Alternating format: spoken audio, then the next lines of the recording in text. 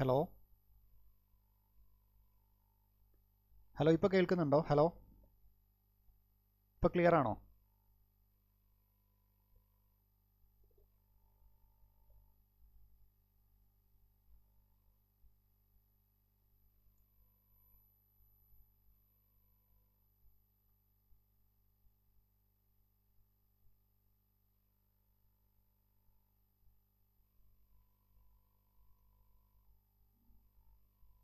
Okay, അപ്പോൾ നമുക്ക് start ചെയ്യാം.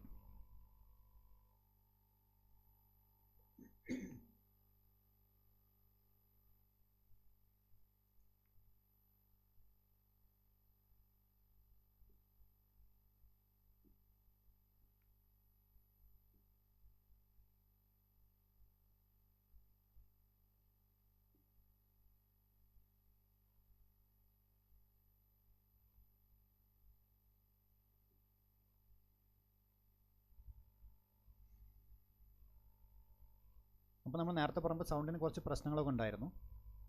ഇപ്പോൾ എല്ലാം ക്ലിയർ ആയെന്ന് വിചാരിക്കുന്നു കേട്ടോ. ഓക്കെ, അപ്പോൾ നമുക്ക് ഇനി വേഗം ക്ലാസ്സിലേക്ക് പോവാം. അത് കഴിഞ്ഞിട്ട് നമുക്ക് പിന്നെ ക്ലാസ് കഴിയാൻ നേരത്തെ നമുക്ക് ബാക്കി സംസാരിക്കാം. അപ്പോൾ എല്ലാവരും നന്നായിട്ട് പഠിക്കുന്നുണ്ടെന്ന് വിചാരിക്കുന്നു കേട്ടോ. അപ്പോൾ നിങ്ങൾക്കറിയാലോ, ഹൈ കോമ്പറ്റീഷനാണ്, വേറെ ഒരു രക്ഷയില്ല. അപ്പോൾ നന്നായിട്ട് പഠിച്ചാൽ മാത്രമേ ലിസ്റ്റിൽ വരാൻ പറ്റൂ. ലിസ്റ്റിൽ വന്നുകൊണ്ടും കാര്യമില്ല, ആദ്യത്തെ ടോപ്പ് റാങ്കുകളിൽ വന്നാലേ നമുക്ക് ജോലി എന്ന് പറയുന്ന സാധനം ഉറപ്പിക്കാൻ പറ്റൂ. അപ്പോൾ നിങ്ങൾ ഓരോ എക്സാമിനെയും കട്ട് ഓഫ് ഒക്കെ കാണുന്നുണ്ടാവുമല്ലോ. അപ്പോൾ അത്രയും നന്നായിട്ട് ഹാർഡ് വർക്ക് ചെയ്യണം. അപ്പോൾ ഈ 2024 ഇന്ന് പുതിയൊരു വർഷം തുടങ്ങുകയാണ്. അപ്പോൾ ന്യൂ ഇയർ റെസൊല്യൂഷനൊക്കെ എല്ലാവരും എടുത്തിട്ടുണ്ടാവും സാധാരണഗതിയിൽ. അപ്പം അത് മാക്സിമം നമ്മുടെ എഫേർട്ട് ഇടുക. ഒരുപാട് ഹാർഡ് വർക്ക് ചെയ്യുന്നതിന് പകരം സ്മാർട്ട് വർക്ക് ചെയ്യുക. നമ്മൾ പഠിക്കേണ്ട കാര്യങ്ങളൊക്കെ പ്രീവിയസ് ക്വസ്റ്റ്യൻ പേപ്പർ റെഫർ ചെയ്ത് എന്തൊക്കെ പഠിക്കണമെന്ന് ഒരു ക്രിസ്റ്റൽ ക്ലിയർ ക്ലാരിറ്റി ഉണ്ടാക്കണം. എന്നിട്ട് വേണം നമ്മൾ പഠിക്കാനായിട്ട്. സിലബസ് എല്ലാം വെച്ച് പഠിക്കേണ്ടത് അങ്ങനെയാണ് കേട്ടോ. അപ്പോൾ നമുക്കത് ഓരോ ക്ലാസ്സിൽ നമുക്ക് കൂടുതൽ കാര്യങ്ങളിലേക്ക് നമുക്ക് പോവാം. അപ്പോൾ ഇന്ന് നമ്മൾ പഠിക്കാൻ പോകുന്നത് ഭരണഘടന എന്ന് പറയുന്ന ഭാഗത്തിലെ ഭരണഘടനാ നിർമ്മാണ സഭ എന്ന് പറയുന്ന ഒരു ടോപ്പിക്കാണ്. പിന്നെ ഭരണഘടനയെ കുറിച്ച് പറയുമ്പോൾ നമ്മുടെ ഇപ്പോൾ ഏത് സിലബസ് ആയിക്കോട്ടെ, ഇപ്പോൾ LD ലെവലായിക്കോട്ടെ, ഡിഗ്രി ലെവലായിക്കോട്ടെ, ഏത് പരീക്ഷ എടുത്തു കഴിഞ്ഞാലും GK പാർട്ടിൽ ഏറ്റവും കൂടുതൽ വെയിറ്റേജ് ഉള്ള ഒരു ഭാഗം എന്ന് പറയുന്നത് ഭരണഘടന തന്നെയാണ്. അപ്പോൾ എല്ലാ എക്സാമിനും മിനിമം 5 മാർക്ക് ഉറപ്പിക്കാൻ നിങ്ങൾക്ക്. ഇപ്പോൾ ഹിസ്റ്ററി, മറ്റ് ജോഗ്രഫി ഒക്കെ വെച്ച് നോക്കിക്കഴിഞ്ഞാലും ഏറ്റവും കൂടുതൽ നമുക്ക് പഠിച്ചു കഴിഞ്ഞാൽ മാർക്ക് ഷുവറായിട്ട് കൂടുതൽ കിട്ടുവാനും പഠിച്ച കാര്യങ്ങൾ കറക്റ്റായിട്ട് നമുക്ക് മാർക്ക് ചെയ്യാനും സാധിക്കുന്ന ഏറ്റവും നല്ലൊരു വിഷയം എന്ന് പറയുന്നത് ഭരണഘടനയാണ്. പഠിക്കാൻ ഏറ്റവും നല്ല സുഖമാണ്. പഠിക്കുന്ന രീതിയിൽ പഠിച്ചാൽ മതി. പിന്നെ ഇനിയുള്ള പരീക്ഷയ്ക്ക് ഒരുപാട് ഫാക്റ്റുകൾ കാണാതെ പഠിച്ച് പരീക്ഷ എഴുതുന്നതിന് പകരം നമ്മൾ കുറച്ച് ഐഡിയാസ് വെച്ചും കാര്യങ്ങൾ മനസ്സിലാക്കി അതിൻ്റെ ഒരു സംഭവം പഠിക്കുകയാണെന്നുണ്ടെങ്കിൽ അതിൻ്റെ ഒരു ഹിസ്റ്ററിയും കാര്യങ്ങളൊക്കെ, അത് സംഭവം നടന്നതിൻ്റെ തൊട്ട് മുമ്പ് എന്തൊക്കെ നടന്നു, അതിന് ശേഷം എന്തൊക്കെ നടന്നു എന്നൊരു കണക്ഷൻ വെച്ച് പഠിക്കുകയാണെങ്കിൽ നിങ്ങൾക്ക് ഏത് പരീക്ഷയും ക്രാക്ക് ചെയ്യാൻ പറ്റും. പ്രത്യേകിച്ച് ഇപ്പോൾ സ്റ്റേറ്റ്മെൻറ്റ് ഓറിയൻറ്റഡ് ക്വസ്റ്റ്യൻസ് വരുന്ന സമയമാണ്. ഇനി പ്രത്യേകിച്ച് ഇപ്പോൾ പ്രിലിംസ് ഒഴിവാക്കി, അപ്പോൾ മെയിൻസ് എന്ന് പറയുന്നത് കുറച്ചും കൂടി ടഫായിരിക്കും പരീക്ഷ. സ്റ്റേറ്റ്മെൻറ്റ് ക്വസ്റ്റ്യൻസൊക്കെ കുറച്ചും കൂടി കൂടുതൽ വരാൻ ചാൻസ് കൂടുതലുണ്ട്. അപ്പോൾ ആ ഒരു രീതിയിൽ തന്നെ നമുക്ക് പഠനം മുന്നോട്ട് കൊണ്ടുപോകാം. അപ്പോൾ ഭരണഘടനാ നിർമ്മാണ സഭ, അപ്പോൾ നമ്മൾ ഇന്ന് പഠിക്കാൻ പോകുന്നത് ഭരണഘടനാ നിർമ്മാണ സഭ എന്ന് പറയുന്ന ഒരു പോർഷനാണ് കേട്ടോ. സംഭവം എളുപ്പമാണ്, കുറച്ച് കൂടുതൽ ഫാക്ട്സ് ഒക്കെ ഉണ്ട്. അത് നമുക്ക് രസകരമായിട്ട് പഠിച്ചു പോവാം. ഭരണഘടനാ നിർമ്മാണ സഭ എന്ന് പറയുമ്പോൾ ഈ ഒരു ചിത്രം കണ്ടോ, ഭരണഘടനാ നിർമ്മാണ സഭ, ഒരു ആനേൻ്റെ തലയ്ക്ക് വെച്ചുള്ള ചിത്രം. ഇതാണ് ഭരണഘടനാ നിർമ്മാണ സഭയുടെ സീല്. ഇത് സീലാട്ടോ, സീലിൻ്റെ ചിത്രമാണിത്. അപ്പോൾ പണ്ടൊക്കെ ക്വസ്റ്റ്യൻ ചോദിച്ചിരുന്നു, സീലിൽ ഏത് മൃഗത്തിൻ്റെ തലയാണെന്നൊക്കെ ചോദിച്ചിരുന്നു പണ്ട്. പക്ഷേ ജസ്റ്റ് നിങ്ങൾ ആലോചിച്ച് വെച്ചത്, ഇപ്പോൾ ഏതൊരു സ്റ്റേറ്റ്മെൻ്റ് ആയിട്ട്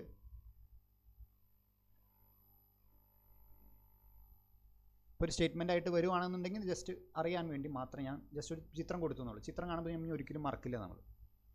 അപ്പോൾ ഭരണഘടനാ നിർമ്മാണ സഭയുടെ ഒരു സീലിൻ്റെ ചിത്രമാണ് ഈ കൊടുത്തിരിക്കുന്നത്. ഇനി എന്താണ് ഭരണഘടന? ഭരണഘടനാ നിർമ്മാണ സഭ എന്ന് പഠിക്കുമ്പോൾ തന്നെ അതിൻ്റെ പ്രധാനപ്പെട്ട ജോലി എന്താണ്? ഭരണഘടന നിർമ്മിക്കലാണ് ഭരണഘടനാ നിർമ്മാണ സഭയുടെ ജോലി എന്ന് പറയുന്നത്. അപ്പോൾ എന്താണ് ഒരു ഭരണഘടന എന്നുള്ളൊരു ബേസിക് അറിവ് നമുക്ക് ഉണ്ടാവണ്ടേ? അപ്പോൾ അതിനുവേണ്ടി ഞാൻ പറഞ്ഞുതരാം. ഇപ്പോൾ നമ്മുടെ നാട്ടിൽ ഒരുപാട് നിയമങ്ങളുണ്ട്. ബേസിക് ആയിട്ടുള്ള കാര്യം ഡെഫിനിഷൻ ആട്ടോ ഞാൻ പറയുന്നത്. നമ്മുടെ നാട്ടിൽ ഒരുപാട് നിയമങ്ങളുണ്ട്. ഇപ്പോൾ സംസ്ഥാന നിയമസഭകൾ ഉണ്ടാക്കുന്ന നിയമങ്ങളുണ്ട്, പാർലമെൻറ്റ് ഉണ്ടാക്കുന്ന നിയമങ്ങളുണ്ട്. അതുപോലെ തന്നെ ഓരോരോ എഡ്യൂക്കേഷണൽ ഇൻസ്റ്റിറ്റ്യൂഷൻസ്, പ്രൈവറ്റ് ഇൻസ്റ്റിറ്റ്യൂഷൻസ് ഒക്കെ അവരുടേതായ രീതിയിൽ ഓരോരോ റൂൾസ് ആൻഡ് റെഗുലേഷൻസ് ഒക്കെ ഉണ്ടാക്കുന്നുണ്ട്.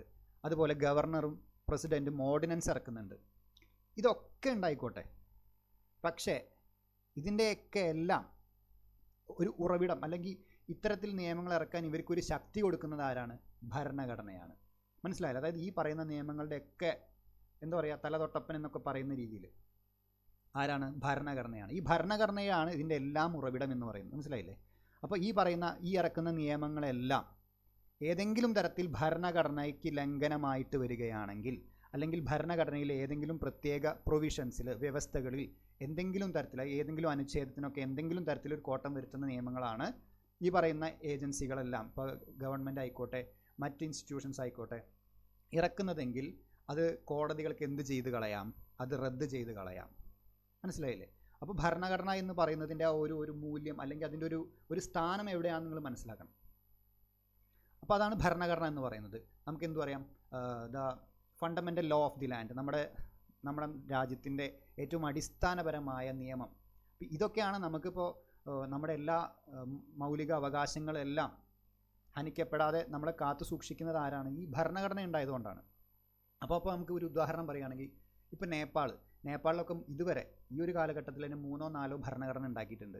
മ്യാൻമാറിലാണെങ്കിലും അത് പല ആഫ്രിക്കൻ രാജ്യങ്ങളിലൊക്കെ ഭരണഘടനയേ ഇല്ല. അവിടെയൊക്കെ എപ്പോഴും സിവിൽ വാറുകളും ആൾക്കാർക്കൊന്നും യാതൊരുവിധ മൗലിക അവകാശങ്ങളൊന്നും ഇല്ലാതെ ബുദ്ധിമുട്ടുന്നുണ്ട്. പക്ഷേ നമ്മുടെ രാജ്യത്ത് അങ്ങനത്തെ ഒരു പ്രശ്നമില്ല. എന്താ കാരണം? നമ്മുടെ ഭരണഘടന അത്രയും സ്ട്രോങ് ആണ്. അത്രയും അറിവും വിദ്യാഭ്യാസവും പരിചയസമ്പന്നമുള്ള ആൾക്കാരാണ് ഇത് എഴുതി വെച്ചിട്ടുള്ളത്. അപ്പം അതിനുവേണ്ടി അവർക്ക് എന്തൊക്കെ കാര്യങ്ങളാണ് അവർക്ക് ഊർജം നൽകിയത്, എന്തൊക്കെയായിരിക്കാം? നിങ്ങൾക്ക് ആലോചിച്ചാൽ തന്നെ മനസ്സിലാവും. നമ്മളെ ഒരു 200 കൊല്ലത്തോളം നമ്മുടെ ബ്രിട്ടീഷുകാർ ഭരിച്ചു. ആ കാലഘട്ടത്തിൽ നമ്മൾ അനുഭവിച്ച കഷ്ടപ്പാടുകൾ, ആ സമയത്ത് നമ്മൾ അനുഭവിച്ച ബുദ്ധിമുട്ടുകൾ, ഇതിൽ നിന്നൊക്കെയാണ് നമുക്ക് ഈ ഊർജ്ജം പകർന്നു കിട്ടിയിരിക്കുന്നത്. അപ്പോൾ അതുകൊണ്ട് തന്നെ ഏറ്റവും കൂടുതൽ നമ്മൾ ഫോക്കസ് ചെയ്യുന്നത് എന്തൊക്കെയാണ്? ഭരണഘടനയിൽ ഫണ്ടമെൻ്റൽ റൈറ്റ്സ്, മൗലിക അവകാശങ്ങൾ, നമ്മുടെ ഓരോ അവകാശങ്ങളും നമ്മൾ എടുത്തെടുത്ത് പറയുന്നത് അതുകൊണ്ടാണ്. അപ്പോൾ ഇതാണ് ജസ്റ്റ് ഒരു ഭരണഘടന എന്ന് പറയുന്നത്. ഇനി ഭരണഘടനാ നിർമ്മാണ സഭ എന്ന് പറയുന്ന ഒരു ഐഡിയ നമ്മുടെ ഇന്ത്യയിൽ ആദ്യം മുതൽക്കേ ഉണ്ടായിരുന്നോ? ഇല്ല. ബ്രിട്ടീഷുകാർ വന്ന കാലം മുതൽ നമ്മൾ ഇന്ത്യക്കാർക്ക് അങ്ങനെ ഒരു ഐഡിയ ഒന്നും ഉണ്ടായിരുന്നില്ലല്ലോ. അപ്പോൾ എപ്പോഴാണ് ഇത് വന്നത് എന്നുള്ളതാണ് നമ്മൾ ആദ്യം പഠിക്കാൻ പോകുന്നത്. അപ്പോൾ ഏകദേശം ഒരു 1929 എന്ന വർഷം ആലോചിക്കുമ്പോൾ തന്നെ ഞാൻ ഇതിൻ്റെ ഇടയ്ക്ക് കൂടെ ചെറിയ മോഡേൺ ഹിസ്റ്ററിയിൽ നമ്മൾ ആധുനിക ചരിത്രത്തിലെ കുറച്ച് കാര്യങ്ങളൊക്കെ പറയും. നിങ്ങൾക്ക് വേണമെന്നുണ്ടെങ്കിൽ അത് സൈഡിൽ നോട്ട് ചെയ്ത് വെക്കാം കേട്ടോ. അപ്പോൾ എന്താ വെച്ചാൽ ഞാനൊരു കാര്യം പറയുമ്പോൾ അതിനോട് ബന്ധപ്പെട്ട 2-3 പോയിൻറ്റ്സ് പറഞ്ഞിട്ട് അങ്ങനെ പോകാമെന്നാണ് വിചാരിക്കുന്നത്. മനസ്സിലായില്ലേ? അപ്പോൾ നിങ്ങൾക്കത് ഇവിടെ റിവൈസ്, ഇപ്പം മോഡേൺ ഇന്ത്യ പഠിക്കുന്ന സമയത്ത് ഇപ്പോൾ ഈ ഒരു ക്ലാസ്സിൽ കേൾക്കുന്നത് കൂടി നിങ്ങൾക്ക് കൂടുതൽ സഹായമായിട്ട് അത് മറക്കാതെ നിങ്ങളുടെ മെമ്മറിയിൽ എപ്പോഴും ഉണ്ടാവും. അപ്പോൾ അതുകൊണ്ട് ജസ്റ്റ് കുറച്ച് കാര്യങ്ങളൊക്കെ ഞാൻ മോഡേൺ ഇന്ത്യയിൽ നിന്നുകൂടി എടുത്തിട്ട് പറയും. അപ്പോൾ 1929 എന്ന വർഷം കേൾക്കുമ്പോൾ നിങ്ങളുടെ മനസ്സിൽ എന്താ ആദ്യം കൂടി വരുന്നത്? ലാഹോർ സമ്മേളനം കേട്ടിട്ടുണ്ടാവുമല്ലോ. ഇന്ത്യൻ നാഷണൽ കോൺഗ്രസിൻ്റെ ലാഹോർ സമ്മേളനം നടക്കുന്നത് എന്നായിരുന്നു? 1929 അല്ലേ? 1929 ലാഹോർ സെഷൻ.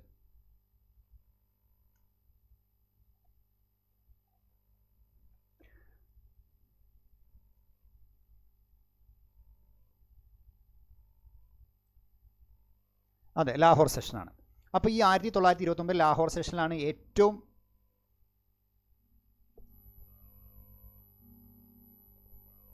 ഹലോ കേൾക്കുന്നുണ്ടോ? ഹലോ, സൗണ്ട് ക്ലിയർ ആണല്ലോ അല്ലേ? ഇപ്പോൾ സൗണ്ട് ക്ലിയർ ആണോ? കേൾക്കുന്നുണ്ടോ?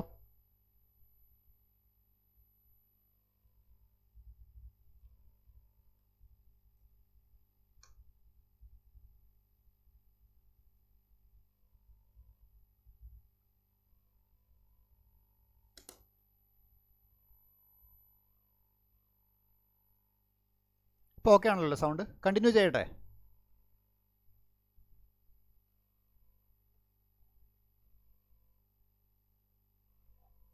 ഓക്കെ, ഞാൻ ഇത്രയും പറഞ്ഞത് ഓക്കെ ആയിരുന്നല്ലോ?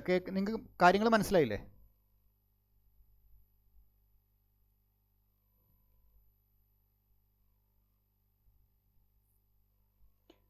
ഞാൻ ജസ്റ്റ് ഒരു ഇൻട്രൊഡക്ഷനാണ് പറയുന്നത്. നമ്മൾ എന്ത് പഠിക്കുമ്പോഴും ജസ്റ്റ് ഒരു ഇൻട്രൊഡക്ഷൻ അറിയാം. നമ്മൾ എന്തിനാണ് ഈ സാധനം പഠിക്കുന്നത് കൂടി അറിഞ്ഞ് പഠിച്ചു കഴിഞ്ഞാൽ നമുക്ക് ഈ ഒരു വിഷയത്തോടൊരു ഇഷ്ടം ഉണ്ടാവും, നമുക്ക് കൂടുതൽ മാർക്ക് സ്കോർ ചെയ്യാനും സാധിക്കും. അതുകൊണ്ടാണ് ഞാൻ പറഞ്ഞത് കേട്ടോ.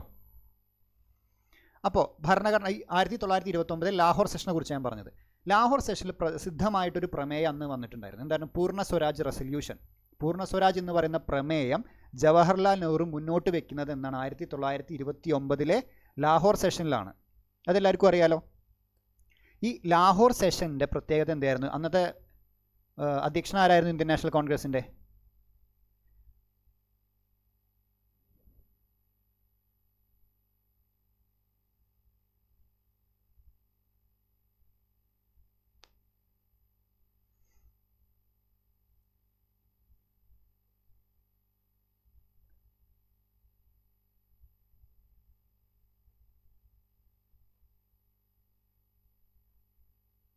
നെഹ്റു, ജവഹർലാൽ നെഹ്റു ആയിരുന്നു ഇന്ത്യൻ നാഷണൽ കോൺഗ്രസിൻ്റെ 1929 ലാഹോർ സെഷനിലെ അധ്യക്ഷൻ എന്ന് പറയുന്നത്. അന്ന് പൂർണ്ണ സ്വരാജ് റെസൊല്യൂഷൻ അവതരിപ്പിച്ചു നെഹ്റു. അപ്പോൾ എന്താണ് പൂർണ്ണ സ്വരാജ് എന്ന് പറയുന്നത്? കംപ്ലീറ്റ് ഇൻഡിപെൻഡൻസ്, പൂർണ്ണമായ സ്വാതന്ത്ര്യം എന്ന് പറയുന്ന ഒരു ആശയം ആദ്യമായിട്ട് ഇന്ത്യൻ സ്വാതന്ത്ര്യ സമരത്തിൽ മുഴങ്ങിക്കേൾക്കുന്നത് ഈ 1929 ലാഹോർ സെഷനിലാണ്. മനസ്സിലായില്ലേ? അപ്പോൾ അന്ന് വരെ ഇന്ത്യക്കൊരു കംപ്ലീറ്റ് പൂർണ്ണമായ ഒരു സ്വാതന്ത്ര്യമെന്നോ അല്ലെങ്കിൽ ഇന്ത്യക്ക് സ്വന്തമായ ഒരു ഭരണഘടന ഉണ്ടാക്കണം എന്നുള്ളൊരു യാതൊരു ചിന്തയും ഇന്ത്യയിൽ ആർക്കും വന്നിട്ടുണ്ടായിരുന്നില്ല. അപ്പോൾ ആ ഒരു പൂർണ്ണ സ്വരാജ് റെസൊല്യൂഷന് ശേഷം ഒരു 1929 കാലഘട്ടത്തിന് ശേഷമാണ് ഞാൻ പറയുന്നത് കേട്ടോ. അപ്പോൾ 1930 ആ ഒരു സമയത്താണ് ഇന്ത്യക്ക് സ്വന്തമായിട്ടൊരു ഭരണഘടന വേണം, അതുണ്ടാക്കാനായിട്ടൊരു ഭരണഘടനാ നിർമ്മാണ സഭ വേണം എന്നുള്ള ഒരു ആലോചനകൾ എവിടെ വരുന്നത്? ഇന്ത്യൻ ആളുകളുടെ മനസ്സിൽ, ഇന്ത്യൻ നേതാക്കളുടെ മനസ്സിൽ വരുന്നത്. അതിൽ ആദ്യമായിട്ട് നമുക്ക് പറയേണ്ടത് ഒന്നാണ് 1934 ഈ കാര്യം. 1934 മനസ്സിലായോ? ഇതിൽ ഈ വർഷമാണ് ആദ്യമായിട്ട് ഒരു ഭരണഘടനാ നിർമ്മാണ സഭ എന്ന് പറയുന്ന ഒരാശയം ആദ്യമായിട്ട് മുന്നോട്ട് വയ്ക്കുന്ന ആരാണ്? എം.എൻ. റോയ്. അന്നത്തെ ഏറ്റവും പ്രധാനപ്പെട്ട ഒരു കമ്മ്യൂണിസ്റ്റ് നേതാവായിരുന്നു എം.എൻ. റോയ് എന്ന് പറയുന്നത്, സഖാവ് എം.എൻ. റോയ്. 1930 അദ്ദേഹം ആദ്യമായിട്ട് ഇന്ത്യക്ക് ഒരു ഭരണഘടന അസംബ്ലി വേണം എന്ന് പറയുന്ന ഒരു ആശയം മുന്നോട്ട് വയ്ക്കുന്നത്. ഇത് മുന്നോട്ട് വയ്ക്കുന്നത് അദ്ദേഹം എന്ന് പറയുന്നത് ഒരു പത്രമുണ്ട്, ഇന്ത്യൻ പാട്രിയോട്ട് എന്ന് പറയുന്നത്.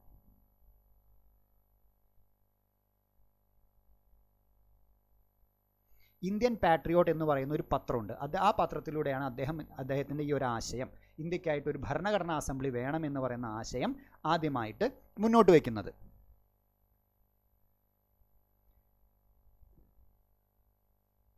ഇനി എം.എൻ. റോയിനെ കുറിച്ച് പറയുമ്പോൾ ഞാൻ 2-3 കാര്യങ്ങളും കൂടി പറഞ്ഞിട്ട് പോകാം, കാരണം നിങ്ങൾക്കത് മോഡേൺ ഇന്ത്യയിലും കൂടി സഹായമാവും.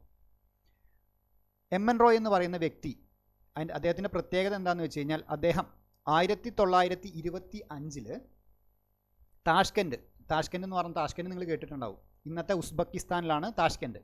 താഷ്കെൻറ്റ് ഡിക്ലറേഷൻ ഒക്കെ കേട്ടിട്ടുണ്ടാവും, ലാൽ ബഹദൂർ ശാസ്ത്രിയായിട്ട് ബന്ധപ്പെട്ട് നിങ്ങൾ കേട്ടിട്ടുണ്ടാവും. അപ്പോൾ 1925 താഷ്കെൻറ്റ് കേന്ദ്രമാക്കി ഒരു കമ്മ്യൂണിസ്റ്റ് പാർട്ടി ഓഫ് ഇന്ത്യക്ക് രൂപം നൽകിയ വ്യക്തിയായിരുന്നു ആര്? നമ്മുടെ എം.എൻ. റോയ് എന്ന് പറയുന്ന വ്യക്തി. മനസ്സിലായോ? അതേപോലെ അദ്ദേഹം കുറേ കാലം ജയിലിലൊക്കെ കിടന്നിട്ടുണ്ട്. ആ ഒരു 5 വർഷക്കാലം അദ്ദേഹം ജയിലിൽ കിടന്ന സമയത്ത് അദ്ദേഹം ഒരു 9 വലിയ വോളിയംസ് ആയിട്ട് ഒരു ബുക്ക് എഴുതി. അതിൻ്റെ പേരാണ് പ്രിസൺ മാനുസ്ക്രിപ്റ്റ്സ് എന്ന് പറയുന്നത്. എന്താണ്?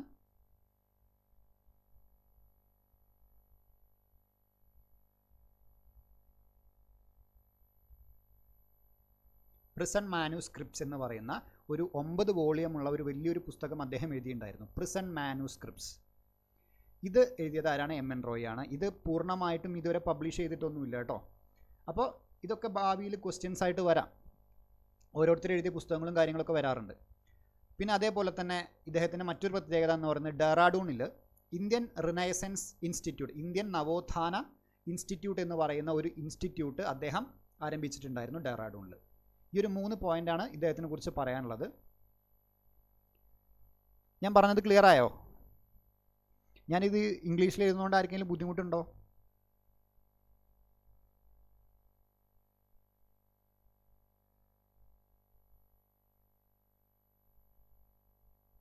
അപ്പോൾ 3 കാര്യങ്ങളാണ് ഞാൻ എം.എൻ. റോയിനെ കുറിച്ച് പറഞ്ഞത്. ഒന്ന്, അദ്ദേഹം എന്തായി 1925 താഷ്കെൻറ്റ് കേന്ദ്രമാക്കി കമ്മ്യൂണിസ്റ്റ് പാർട്ടി ഓഫ് ഇന്ത്യ എന്ന് പറയുന്ന ഒരു പാർട്ടി രൂപീകരിച്ചു. പിന്നെ ഇന്ത്യൻ റിനൈസൻസ് ഇൻസ്റ്റിറ്റ്യൂട്ട് അഥവാ ഇന്ത്യൻ നവോത്ഥാന ഇൻസ്റ്റിറ്റ്യൂട്ട് എന്ന് പറയുന്നത് ഡെറാഡൂണിൽ സ്ഥാപിച്ചു. അതേപോലെ തന്നെ പ്രിസൺ മാനുസ്ക്രിപ്റ്റ്സ് എന്ന് പറയുന്ന ഒരു പുസ്തകം, അതിവിടെ എഴുതിയിട്ടുണ്ട്. പ്രിസൺ മാനുസ്ക്രിപ്റ്റ്സ് എന്ന് പറയുന്ന പുസ്തകം അതൊരു ഏകദേശം ഒരു 9 വോളിയമുള്ള വലിയൊരു പുസ്തകമാണ്. അത് പൂർണ്ണമായിട്ടും ഇതുവരെ പബ്ലിഷ് ചെയ്തിട്ടില്ല. അത് ഇദ്ദേഹത്തിൻ്റെ പേരിലുള്ളതാണ് കേട്ടോ, എം എൻ റോയിൻ്റെ. ജസ്റ്റ് ഇത്തരം കാര്യങ്ങളൊന്ന് ആലോചിച്ച് വെച്ചാൽ ഇപ്പോൾ നമുക്ക് ഇവിടെ പറയാനുള്ളത് എന്താണ്, 1934 ഇന്ത്യക്കായി ഒരു ഭരണഘടനാ അസംബ്ലി വേണമെന്ന ആശയം ആദ്യമായിട്ട് മുന്നോട്ട് വയ്ക്കുന്നത് ആരാണ്? എം എൻ റോയ് ആണ് കേട്ടോ. അപ്പോൾ ഇദ്ദേഹം ഒരു കമ്മ്യൂണിസ്റ്റ് നേതാവാണെന്നുള്ളൊരു ഐഡിയ നിങ്ങൾക്ക് ഉണ്ടായാൽ മതി. അടുത്തത്, അത് കഴിഞ്ഞാൽ തൊട്ടടുത്ത വർഷം 1935. 1935 എന്താ സംഭവിച്ചത് വെച്ചാൽ ഇന്ത്യൻ നാഷണൽ കോൺഗ്രസ്, അന്നുള്ള ഏറ്റവും പ്രഗത്ഭമായ പാർട്ടിയായിരുന്നു ഇന്ത്യൻ നാഷണൽ കോൺഗ്രസ്. നമ്മൾ ഓൾറെഡി ഇന്ത്യൻ നാഷണൽ കോൺഗ്രസിനെ കുറിച്ച് പറഞ്ഞു. ഇപ്പോൾ ഇവിടെ 1929 ലാഹോർ സെഷനെ കുറിച്ച് പറഞ്ഞപ്പോൾ ഈ ഇന്ത്യൻ നാഷണൽ കോൺഗ്രസ് ആദ്യമായിട്ട് ഔദ്യോഗികമായി ഇന്ത്യൻ ഭരണഘടന രൂപപ്പെടുത്തുന്നതിനുള്ള ഭരണഘടനാ അസംബ്ലി ആവശ്യപ്പെടുന്നുണ്ടായി. അതായത് ഇന്ത്യക്ക് ഒരു ഭരണഘടന രൂപീകരിക്കാൻ വേണ്ടി സ്വന്തമായി ഒരു ഇന്ത്യൻ ഭരണഘടനാ നിർമ്മാണ സഭ വേണം എന്ന് പറയുന്ന ഒരു സംഭവം, ഒരു ആവശ്യം ഔദ്യോഗികമായി മുന്നോട്ട് വയ്ക്കുന്നുണ്ട് ഇന്ത്യൻ നാഷണൽ കോൺഗ്രസ് 1935. അപ്പോൾ ആ കാര്യം കൂടി ഒന്ന് ആലോചിച്ച് വയ്ക്കുക. ഈ നോട്ട് ഞാൻ അത് കഴിഞ്ഞിട്ട് അപ്ലോഡ് ചെയ്യാം കേട്ടോ. അടുത്തത് 1938 എന്ന് പറയുന്ന വർഷമാണ്. ഇപ്പം 34 കഴിഞ്ഞു, 35 കഴിഞ്ഞു, 38. അപ്പോൾ ഓരോ കാലഘട്ടത്തിലൂടെയാണ് നമ്മൾ സഞ്ചരിക്കുന്നത്. നമ്മുടെ പൂർവികർ സഞ്ചരിച്ച ഓരോ കാലഘട്ടത്തിലൂടെ നമ്മളിങ്ങനെ കടന്നു പോരുകയാണ്. ഇനി 1938 ഇതിൽ പറയാനുള്ളത് എന്താണെന്ന് വെച്ച് കഴിഞ്ഞാൽ, ജവഹർലാൽ നെഹ്റു ഇന്ത്യൻ നാഷണൽ കോൺഗ്രസിനെ പ്രതിനിധീകരിച്ചുകൊണ്ട് തന്നെ ജവഹർലാൽ നെഹ്റു പറഞ്ഞ ഒരു വാചകമാണ്. അപ്പോൾ ഈ വാചകം നിങ്ങൾ 2 പ്രാവശ്യം വായിച്ചാൽ തന്നെ നിങ്ങൾക്ക് മനസ്സിലാവും. അപ്പോൾ എന്താണെന്ന് വെച്ചാൽ ഭാവിയിൽ ഇപ്പോൾ ക്വസ്റ്റ്യൻ ചോദിക്കുകയാണ്, ഇതാര് പറഞ്ഞു എന്ന് ചോദിച്ചു കഴിഞ്ഞാൽ നിങ്ങൾക്ക് എഴുതി വയ്ക്കാം. അപ്പോൾ എന്താ സംഭവം, ഇന്ത്യക്ക് എന്ത് വേണം? ഒരു ഭരണഘടന വേണം. ഇതിൻ്റെ കാതലാണ് കേട്ടോ ഞാൻ പറയുന്നത്. ഇന്ത്യക്ക് ഒരു ഭരണഘടന വേണം. ആ ഭരണഘടന ഉണ്ടാക്കാൻ വേണ്ടിയിട്ട് ഇന്ത്യക്ക് സ്വന്തമായിട്ട് എന്ത് വേണം? ഒരു ഭരണഘടനാ നിർമ്മാണ സഭ വേണം. ഈ ഭരണഘടനാ നിർമ്മാണ സഭയിലേക്കുള്ള ആൾക്കാരെ എങ്ങനെയാണ് തിരഞ്ഞെടുക്കേണ്ടത്? അത് ഇന്ത്യക്കാരെന്നെ പ്രായപൂർത്തി വോട്ടവകാശത്തിൻ്റെ അടിസ്ഥാനത്തിൽ തിരഞ്ഞെടുക്കണം. അല്ലാതെ കണ്ട് ബ്രിട്ടീഷുകാരുടെയോ മറ്റ് ബാഹ്യ ഇടപെടലുകളോ ശക്തികളോ ഒന്നും ഇടപെടാതെ ഇന്ത്യക്കാർ തന്നെ പ്രായപൂർത്തി വോട്ടവകാശത്തിൻ്റെ പേരിൽ തിരഞ്ഞെടുക്കുന്ന ഒരു ഭരണഘടനാ നിർമ്മാണ സഭ വേണം ഇന്ത്യക്ക്, സ്വതന്ത്ര ഇന്ത്യക്ക് വേണ്ടിയിട്ട് ഒരു ഭരണഘടന രൂപപ്പെടുത്തേണ്ടത് എന്നാണ് ആര് പറഞ്ഞത്? ജവഹർലാൽ നെഹ്റു പറഞ്ഞത്. ഇനി അദ്ദേഹം പറഞ്ഞ വാചകം എന്താണ്? യാതൊരു ബാഹ്യ ഇടപെടലുകളും കൂടാതെ പ്രായപൂർത്തി വോട്ടവകാശത്തിൻ്റെ അടിസ്ഥാനത്തിൽ തിരഞ്ഞെടുക്കപ്പെടുന്ന ഒരു ഭരണഘടനാ നിർമ്മാണ സഭയാണ് സ്വതന്ത്ര ഇന്ത്യയുടെ ഭരണഘടന രൂപപ്പെടുത്തേണ്ടത്. ഞാൻ പറഞ്ഞത് മനസ്സിലായല്ലോ. ഇന്ത്യക്കൊരു ഭരണഘടന വേണം, അതുണ്ടാക്കാൻ ഒരു ഭരണഘടനാ നിർമ്മാണ സഭ വേണം. ആ സഭയിലെ അംഗങ്ങളെ എങ്ങനെ തിരഞ്ഞെടുക്കണം? വേറെ ഒരു ബാഹ്യ ഇടപെടലുകളും കൂടാതെ പ്രായപൂർത്തി വോട്ടവകാശം, adult suffrage, universal adult suffrage നിങ്ങൾ കേട്ടിട്ടുണ്ടാവുമല്ലോ, അതിൻ്റെ അടിസ്ഥാനത്തിൽ തിരഞ്ഞെടുക്കപ്പെടുന്ന ഒരു ഭരണഘടനാ നിർമ്മാണ സഭയാണ് സ്വതന്ത്ര ഇന്ത്യയുടെ ഭരണഘടന രൂപപ്പെടുത്തേണ്ടതെന്നാണ് അവർ പറഞ്ഞത്, നെഹ്റു പറഞ്ഞത്. മനസ്സിലായില്ലേ? അപ്പോൾ അത് ഈ ഒരു സെൻറ്റൻസ് നിങ്ങൾ വായിച്ചാൽ മതി കേട്ടോ. ചിലപ്പോൾ അത് ക്വസ്റ്റ്യൻ പേപ്പറിൽ ചോദിക്കാം, ഇതാര് പറഞ്ഞു എന്നൊക്കെ ചോദിച്ചുള്ള ക്വസ്റ്റ്യൻസ് വരാറുണ്ട്. ഇനി 1938 കഴിഞ്ഞ് നമ്മൾ ഇനി 1940 പോകുന്നു. എന്താണ് 1940 സംഭവിച്ചത്? ഓഗസ്റ്റ് ഓഫർ നിങ്ങളെല്ലാവരും കേട്ടിട്ടുണ്ടാവും. ഇനി ഇതുപോലത്തെ സംഭവങ്ങൾ നമ്മൾ പഠിക്കുമ്പോൾ എന്തൊക്കെ അറിയണമെന്ന് വെച്ച് കഴിഞ്ഞാൽ, ഇപ്പോൾ ഒരു സംഭവം പഠിക്കും. ഇപ്പോൾ എക്സാമ്പിൾ ഞാൻ പറയാം. ഓഗസ്റ്റ് ഓഫർ നമ്മൾ പഠിക്കുകയാണ്. ഇപ്പോൾ ഇതിൻ്റെ വർഷം നമ്മൾ പഠിച്ചു. ഇത് ഏത് വൈസ്രോയിൻ്റെ കാലത്താണ് നമ്മൾ പഠിക്കണം. ഇതിൻ്റെ തൊട്ട മുമ്പിൽ എന്ത് സംഭവം ഉണ്ടായപ്പോഴാണ് ഓഗസ്റ്റ് ഓഫർ നടന്നത്. ഈ ഓഗസ്റ്റ് ഓഫർ നടന്നപ്പോൾ പിന്നീട് എന്ത് സംഭവിച്ചു? അങ്ങനെ ഒരു സാധനം പഠിക്കുമ്പോൾ നമ്മൾ കണക്റ്റ് ചെയ്തിട്ട് ഒരു 2-3 കാര്യങ്ങൾ പഠിച്ചു വെക്കണം. ഇനി അതേപോലെ തന്നെ ഇങ്ങനൊരു സാധനം ഇറക്കിയപ്പോൾ ആരൊക്കെ ഇതിനെ സപ്പോർട്ട് ചെയ്തു, അല്ലെങ്കിൽ ആരൊക്കെ സപ്പോർട്ട് ചെയ്തില്ല. ആരൊക്കെ മീൻസ് ഇന്ത്യൻ നാഷണൽ കോൺഗ്രസ്, മുസ്ലിം ലീഗ്, ഇങ്ങനെ കുറേ പാർട്ടികളുണ്ടല്ലോ. ഇതിൽ ആരൊക്കെ ഒരു സപ്പോർട്ട് ചെയ്തു, ആരൊക്കെ സപ്പോർട്ട് ചെയ്തില്ല. അങ്ങനെ ഒരു രീതിയിൽ ഒരു 4-5 രീതിയിൽ വേണം നിങ്ങൾ, അതായത് ഒരു ടോപ്പിക് കിട്ടുമ്പോൾ ഒരു 4-5 പോയിൻറ്റ്സ് ആയിട്ട് നിങ്ങൾ നോട്ടിൽ ഇങ്ങനെ എഴുതി വെച്ച് കഴിഞ്ഞാൽ നിങ്ങൾക്കത് റെഫർ ചെയ്യുമ്പോഴും അല്ലെങ്കിൽ റിവിഷൻ ചെയ്യുമ്പോഴും ഒക്കെ എന്തായും കൂടുതൽ നിങ്ങളുടെ മനസ്സിലത് പതിയും. മനസ്സിലായി? ആ രീതിയിൽ വേണം പഠിക്കണം. ഇപ്പോൾ ഇവിടെയാണെങ്കിൽ ഓഗസ്റ്റ് ഓഫർ 1940 ഓഗസ്റ്റ് ഓഫർ ഞാൻ ജസ്റ്റ് പറഞ്ഞിട്ട് പോകുന്നുള്ളൂ കേട്ടോ. മോഡേൺ ഇന്ത്യയിൽ നിങ്ങളിത് കൂടുതൽ നന്നായിട്ട് പഠിക്കും. അപ്പോൾ ഓഗസ്റ്റ് ഓഫർ എന്താണ്? ആരായിരുന്നു വൈസ്രോയി? വൈസ്രോയി ലിൻലിത്ഗൗ ആയിരുന്നു. വൈസ്രോയി ലിൻലിത്ഗൗ ആയിരുന്നു കേട്ടോ. 1936 മുതൽ 44 വരെയും ഇദ്ദേഹം തന്നെയായിരുന്നു വൈസ്രോയി. അപ്പോൾ ഇതിൻ്റെ ഇടയ്ക്ക് ഇടുന്ന എന്ത് സംഭവം ആയിക്കോട്ടെ ആരാണ്? വൈസ്രോയി ലിൻലിത്ഗൗ. ഇപ്പോൾ പ്രധാനപ്പെട്ട സംഭവങ്ങൾ എന്തൊക്കെയാണ്? ഒന്ന് ഓഗസ്റ്റ് ഓഫർ, ക്വിറ്റ് ഇന്ത്യ സമരം, ക്രിപ്സ് മിഷൻ, അങ്ങനത്തെ സംഭവങ്ങളൊക്കെ ഇതിൻ്റെ ഇടയ്ക്ക് വരുന്നതാണ്. അപ്പോൾ അതൊക്കെ ആരാണ്? ലിൻ ലിത്ഗോ ആണ് കേട്ടോ. അപ്പോൾ 1940 ഓഗസ്റ്റ് ഓഫർ നടക്കുകയാണ്. ഈ ഓഗസ്റ്റ് ഓഫറിൻ്റെ പ്രത്യേകത എന്താണെന്ന് വെച്ച് കഴിഞ്ഞാൽ, ഭരണഘടനാ നിർമ്മാണ സഭ എന്ന് പറയുന്ന ഒരു ആവശ്യം ബ്രിട്ടീഷുകാർ തത്വത്തിൽ അംഗീകരിച്ചു എന്നാണ്. എന്താ തത്വത്തിൽ അംഗീകരിക്കുക? അവർ ജസ്റ്റ് റെക്കഗ്നൈസ് ചെയ്തു, ഓക്കെ തരാമെന്ന് പറഞ്ഞ ജസ്റ്റ് ഒരു വാക്കാൽ പറഞ്ഞു, അത്രേ ഉള്ളൂ. വാക്കാലേ അവർ പറഞ്ഞിട്ടുള്ളൂ, അല്ലാണ്ട് എവിടെ എഴുതിയിട്ടോ അങ്ങനെയൊന്നുമില്ല. അതാണ് തത്വത്തിൽ അംഗീകരിച്ചു എന്നുകൊണ്ട് ഉദ്ദേശിക്കുന്നത്. മനസ്സിലായില്ലേ? അപ്പോൾ എന്തിനാണ് ഇവരിത് പറഞ്ഞത്? ഈ 1940 സമയം എന്ന് പറയുമ്പോൾ നമ്മൾ ആലോചിക്കുന്നത് എന്താണ്? വേൾഡ് വാർ സെക്കൻഡ്, രണ്ടാം ലോക മഹായുദ്ധം നടന്നുകൊണ്ടിരിക്കുകയാണ്. ബ്രിട്ടീഷുകാരുടെ ഏറ്റവും പ്രധാനപ്പെട്ട സുഹൃത്തായിരുന്ന ഫ്രഞ്ചുകാർ ഓൾറെഡി നാസികൾക്ക് മുന്നിൽ കീഴടങ്ങിക്കഴിഞ്ഞു. മനസ്സിലായില്ലേ? ഓൾറെഡി അവരുടെ കാര്യം തീരുമാനമായി. അപ്പോൾ ഇനി ഇന്ത്യ എന്ന് പറയുന്ന ഒരു രാജ്യത്തിൻ്റെ സപ്പോർട്ട് ആർക്ക് കൂടിയേ തീരൂ? ബ്രിട്ടീഷുകാർക്ക് കൂടിയേ തീരൂ. അപ്പോൾ അതിനു വേണ്ടി ഇന്ത്യക്കാരെ ഒന്ന് അനുനയിപ്പിക്കാൻ വേണ്ടിയിട്ടാണ് ഓഗസ്റ്റ് ഓഫർ എന്ന് പറയുന്ന ഒരു സംഭവം കൊണ്ടിട്ട് അവരിങ്ങോട്ട് വന്നത്. മനസ്സിലായോ? പക്ഷേ ഇത് ആര് റിജക്റ്റ് ചെയ്തു? ഇന്ത്യൻ നാഷണൽ കോൺഗ്രസ് ഇത് റിജക്റ്റ് ചെയ്തു. ഇന്ത്യൻ നാഷണൽ കോൺഗ്രസ് ഇത് റിജക്റ്റ് ചെയ്തു. റിജക്റ്റ് ചെയ്യാതിരിക്കാൻ പറ്റില്ല. കാരണം എന്താ? ഈ ഓഗസ്റ്റ് ഓഫറിലൂടെ ഇവർ നമുക്ക് എന്താ തരാൻ പോകുന്നത്?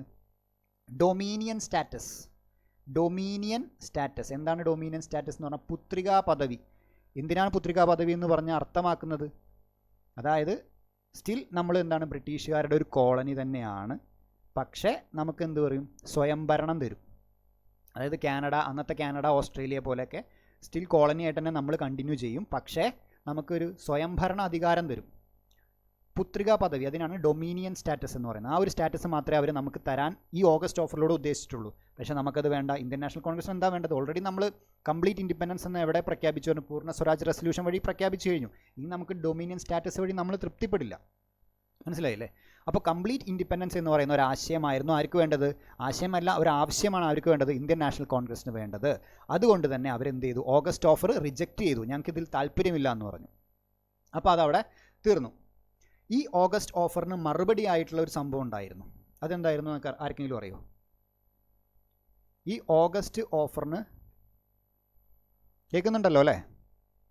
ഹലോ, കേൾക്കുന്നുണ്ടല്ലോ അല്ലേ? ഫോളോ ചെയ്യുന്നുണ്ടോ? പറയുന്നത് മനസ്സിലാവുന്നില്ലേ?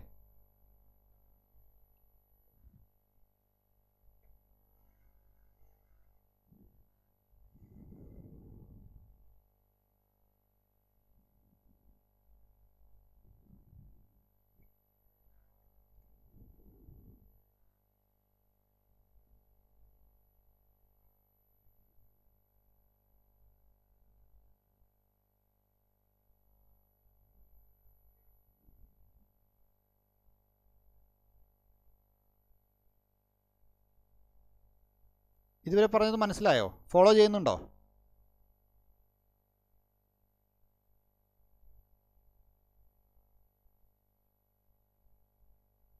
ആർക്കെങ്കിലും എന്തെങ്കിലും ഡൗട്ട് ഉണ്ടോ ഇതുവരെ പറഞ്ഞതിൽ?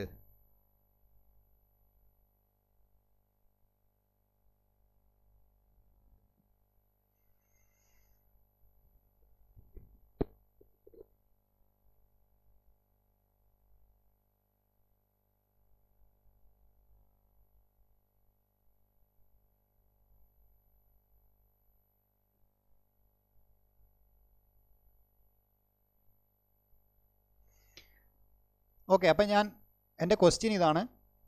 ഓഗസ്റ്റ് ഓഫർ റിജക്റ്റ് ചെയ്തപ്പോൾ അതിൻ്റെ മറുപടിയായിട്ട് ഇന്ത്യൻ നാഷണൽ കോൺഗ്രസ് എന്താ ചെയ്തത്?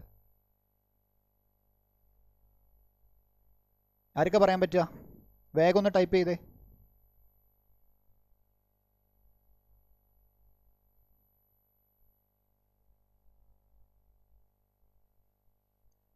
ഓഗസ്റ്റ് ഓഫർ എന്ന് പറഞ്ഞാൽ വേറെ ഒന്നുമില്ല. ഓൾറെഡി രണ്ടാം ലോക മഹായുദ്ധം നടന്നുകൊണ്ടിരിക്കുകയാണ്. ബ്രിട്ടീഷുകാരുടെ ഏറ്റവും അടുത്ത സുഹൃത്തായ ഫ്രാൻസുകാരെ ഓൾറെഡി ജർമ്മനി, നാസികൾ ആക്രമിച്ച് കയ്യേറി കഴിഞ്ഞു. അപ്പോൾ ഇനി എന്താ വേണം? ഇന്ത്യക്കാരുടെ സപ്പോർട്ട് ആർക്ക് വേണം? ബ്രിട്ടീഷുകാർക്ക് വേണം. ആ സപ്പോർട്ട് കിട്ടാൻ വേണ്ടിയിട്ട് നിങ്ങൾക്കൊരു ഡൊമീനിയൻ സ്റ്റാറ്റസ് അഥവാ പുത്രികാ പദവി നൽകാമെന്ന് പറഞ്ഞുകൊണ്ടിട്ട് ഇവർ വരികയാണ്.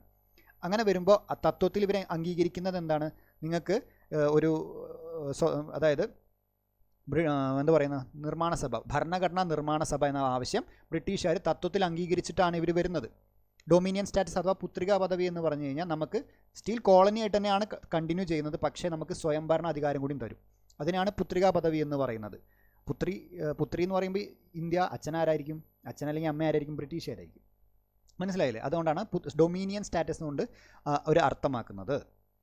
അപ്പോൾ ഇന്ത്യൻ നാഷണൽ കോൺഗ്രസിന് എന്താ വേണ്ടത്? നമുക്ക് എല്ലാവർക്കും എന്താ വേണ്ടത്? കംപ്ലീറ്റ് ഇൻഡിപെൻഡൻസ് ആണ്, പൂർണ്ണ സ്വാതന്ത്ര്യമാണ് വേണ്ടത്. അതുകൊണ്ട് തന്നെ നമ്മളിത് റിജക്റ്റ് ചെയ്ത് കളഞ്ഞു. ഞങ്ങൾക്ക് നിങ്ങളുടെ ഓഗസ്റ്റ് ഓഫർ വേണ്ട എന്ന് പറഞ്ഞിട്ട് റിജക്റ്റ് ചെയ്ത് കഴിഞ്ഞു. മനസ്സിലായി? ഇത്രേ ഉള്ളൂ. അപ്പോൾ ആരും കമൻറ്റ് ചെയ്തില്ലല്ലോ ഇതിൻ്റെ മറുപടി ആയിട്ട്.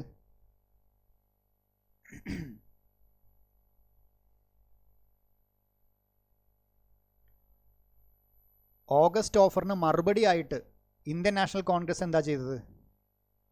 ഞാൻ പറഞ്ഞില്ലേ, ഒരു സംഭവം നടക്കുമ്പോൾ അതിന് മുന്നേ എന്ത് സംഭവിച്ചു, അതിന് ശേഷം എന്ത് സംഭവിച്ചു, ഇത് നമ്മൾ കറക്റ്റായിട്ട് അറിയണം. വീറ്റോ പവറോ? വീറ്റോ പവർ എന്ന് പറഞ്ഞാൽ എന്താണെന്ന് എനിക്ക് മനസ്സിലായില്ല. എന്താണ് കവി ഉദ്ദേശിച്ചത്?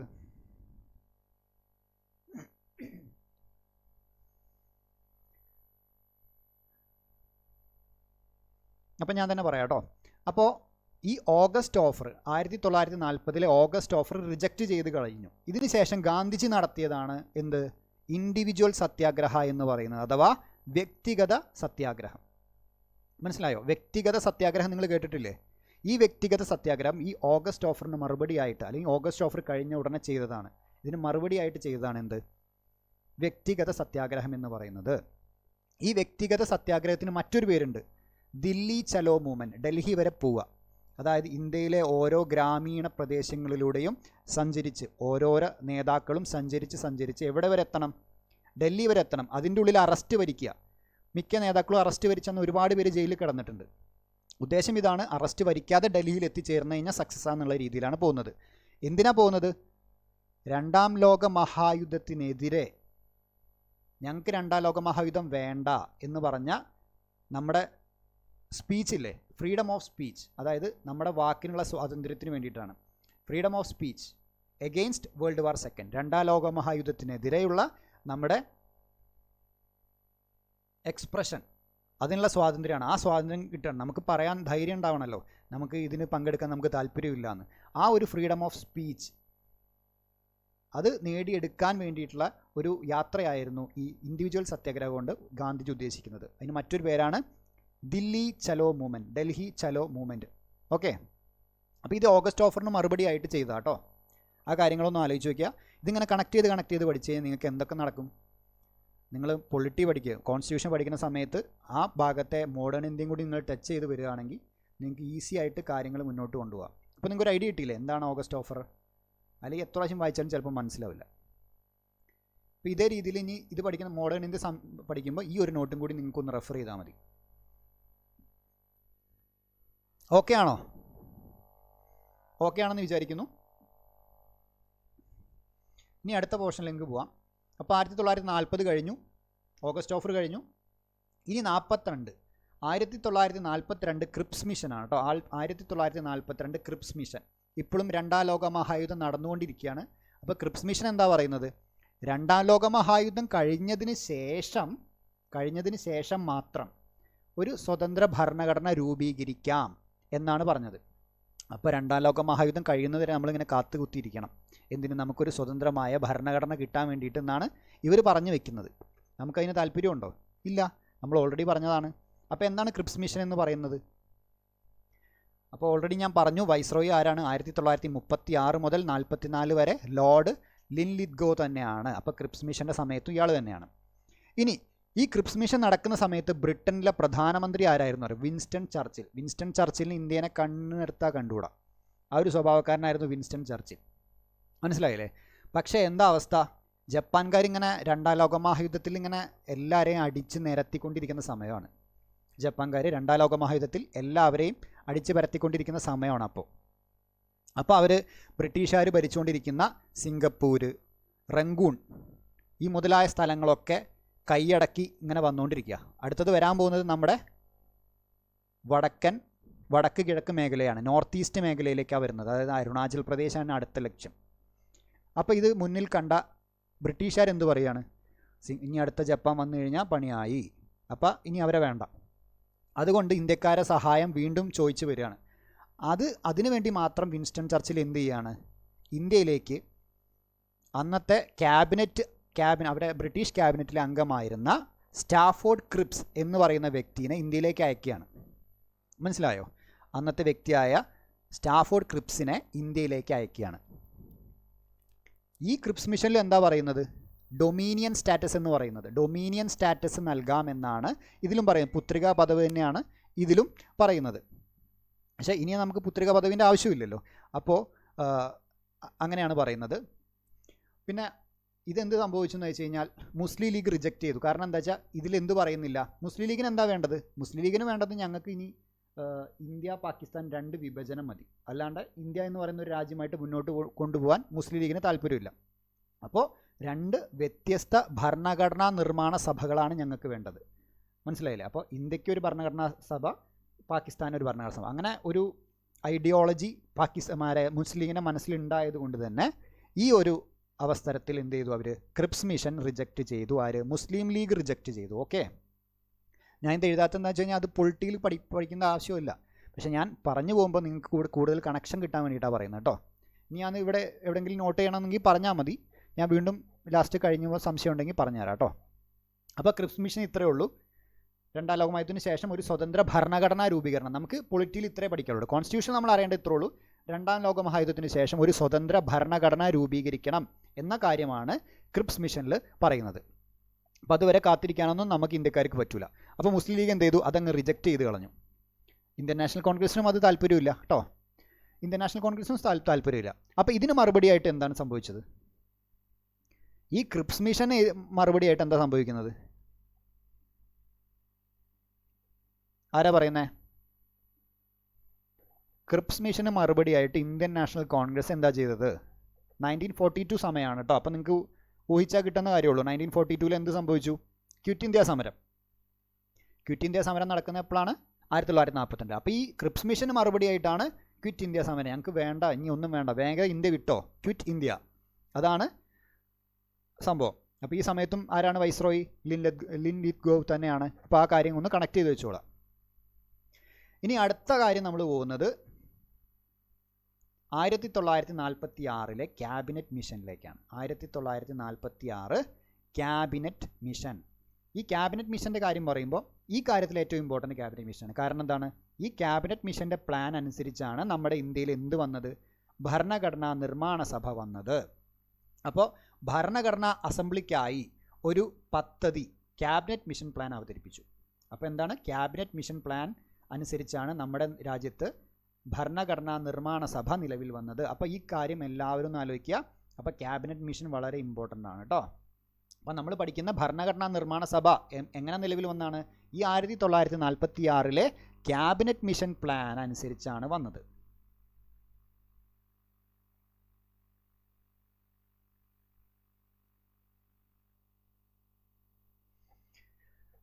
ഓക്കെ, അപ്പോൾ ക്യാബിനറ്റ് മിഷനെ കുറിച്ച് പറയുന്ന സമയത്ത് നമ്മൾ അറിഞ്ഞിരിക്കേണ്ട കാര്യങ്ങൾ എന്തൊക്കെയാണ്? വൈസ്രോയ്. ആരാ വൈസ്രോയ്? 44 കഴിഞ്ഞപ്പോൾ ലിൻ ലിത്ഗോവ് പോയി. അടുത്തത് ലോർഡ് വെയ്വലാണ് കേട്ടോ. ലോർഡ് വെയ്വലാണ് ക്യാബിനറ്റ് മിഷൻ്റെ സമയത്തുള്ള വൈസ്രോയ്. ഈ സമയത്ത് ഇതിൽ ഒരു പ്രധാനപ്പെട്ട സംഭവം നടന്നത് എന്താ വെച്ചാൽ 1945 ആയപ്പോൾ ബ്രിട്ടനിൽ എന്ത് സംഭവിച്ചു? അവിടുത്തെ മന്ത്രിസഭ വീണു. പുതിയ മന്ത്രിസഭ വന്നത് ആരാ? ലേബർ പാർട്ടീൻ്റെ കീഴിലാണ്. ലേബർ പാർട്ടീൻ്റെ കീഴിലാണ് പുതിയ മന്ത്രിസഭ വന്നത്. ലേബർ പാർട്ടിക്ക് ഇന്ത്യയോടൊരു അനുകമ്പയൊക്കെ ഉണ്ടായിരുന്നു. അപ്പോൾ അധികാരത്തിൽ ലേബർ പാർട്ടീൻ്റെ നേതാവായിരുന്ന ക്ലെമൻറ്റ് ആറ്റ്ലി ആയിരുന്നു അന്ന് നിലവിൽ വന്നത്. അന്ന് പ്രധാനമന്ത്രിയായിട്ട് വന്നത് ക്ലെമൻറ്റ് ആറ്റ്ലി. 1945 ക്ലെമൻറ്റ് ആറ്റ്ലി അധികാരത്തിൽ വരികയും ഇന്ത്യക്ക് സ്വന്തമായിട്ടൊരു ഭരണഘടനാ അസംബ്ലി ഉണ്ടാക്കണം എന്നുള്ള ഒരു നിർദ്ദേശങ്ങളൊക്കെ അവിടെ നിന്ന് വരുന്നുണ്ടായി. അപ്പോൾ അതിൻ്റെ ഭാഗമായിട്ട് ആർക്ക് ഇൻഫോർമേഷൻ കൊടുത്തു? ലോർഡ് വെയ്വലിന് ഇവിടെ ഇൻഫോർമേഷൻ കൊടുത്തു. അങ്ങനെ ലോർഡ് വെയ്വൽ എന്ത് വരുന്നു? ഒരു ക്യാബിനറ്റ് മിഷൻ എന്ന് പറയുന്ന ഒരു പദ്ധതി, ഒരു പ്ലാന് രൂപീകരിച്ചു. ചിലപ്പോൾ ഇങ്ങനെ ക്വസ്റ്റ്യൻ ചോദിക്കാം, ഈ ലോർഡ് വെയ്വലിന് ക്യാബിനറ്റ് മിഷൻ പ്ലാനുമായിട്ട് ബന്ധമുണ്ടോ എന്ന് ചോദിച്ചാൽ ബന്ധമുണ്ട്. പക്ഷേ ലോർഡ് വെയ്വലിന് ക്യാബിനറ്റ് മിഷൻ പ്ലാനുമായിട്ട് ബന്ധമുണ്ടോ ചോദിച്ചാൽ ബന്ധമുണ്ട്. ഒബ്വിയസ്ലി ബന്ധമുണ്ട്. പക്ഷെ എന്തല്ല? അദ്ദേഹം ഒരു മെമ്പറല്ല. മനസ്സിലായോ? ക്യാബിനറ്റ് മിഷൻ്റെ മെമ്പറല്ല. അപ്പോൾ എത്ര മെമ്പേഴ്സ് ഉണ്ട്? ആർക്കെങ്കിലും അറിയോ അത്? എത്ര മെമ്പേഴ്സ് ഉണ്ട്? എത്ര മെമ്പേഴ്സ് ഉണ്ട്? ക്യാബിനറ്റ് മിഷൻ പ്ലാനിൽ എത്ര മെമ്പേഴ്സ് ഉണ്ട്?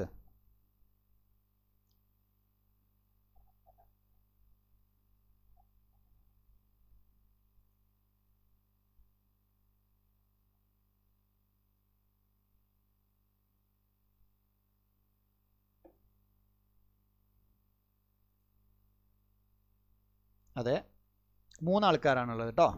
എത്ര പേരുണ്ട്? 3 ആൾക്കാരുണ്ട്. ആരൊക്കെയായിരുന്നു? പെറ്റിക് ലോറൻസ്, ഞാൻ ഫുൾ എഴുതുന്നില്ല, നിങ്ങൾ മോഡേൺ ഇന്ത്യയിൽ പഠിക്കും. പെറ്റിക് ലോറൻസ്, സർ സ്റ്റാഫോർഡ് ക്രിപ്സ്, നമ്മൾ നേരത്തെ ക്രിപ്സ് മിഷനിൽ പറഞ്ഞ അതേ സ്റ്റാഫോർഡ് ക്രിപ്സ് തന്നെയാണ്, വീണ്ടും വന്നു. അടുത്തതാരാണ്? A V Alexander. ഓക്കെ. അപ്പോൾ Pethick Lawrence, Stafford Cripps, A V Alexander, അങ്ങനെ 3 ആൾക്കാരാണ് ഇതിൻ്റെ മെമ്പേഴ്സ്. അപ്പോൾ ക്യാബിനറ്റ് മിഷനിൽ എത്ര മെമ്പേഴ്സ് ഉണ്ട്? 3 മെമ്പേഴ്സാണ്.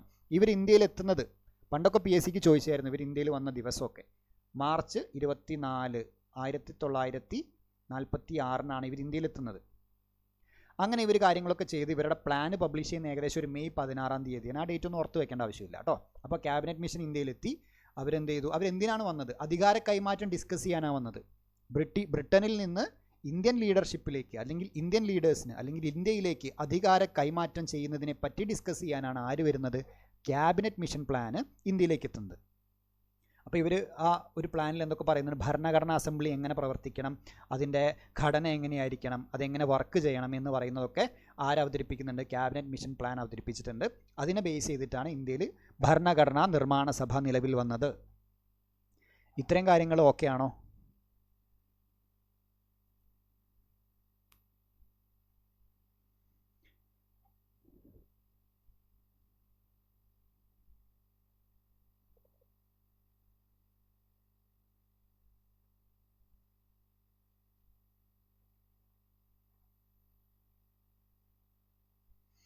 ഓക്കെ, സംശയം ഉണ്ടെങ്കിൽ ലാസ്റ്റ് ചോദിച്ചോ കേട്ടോ, ഞാൻ ഒന്നുകൂടി പറഞ്ഞുതരാം.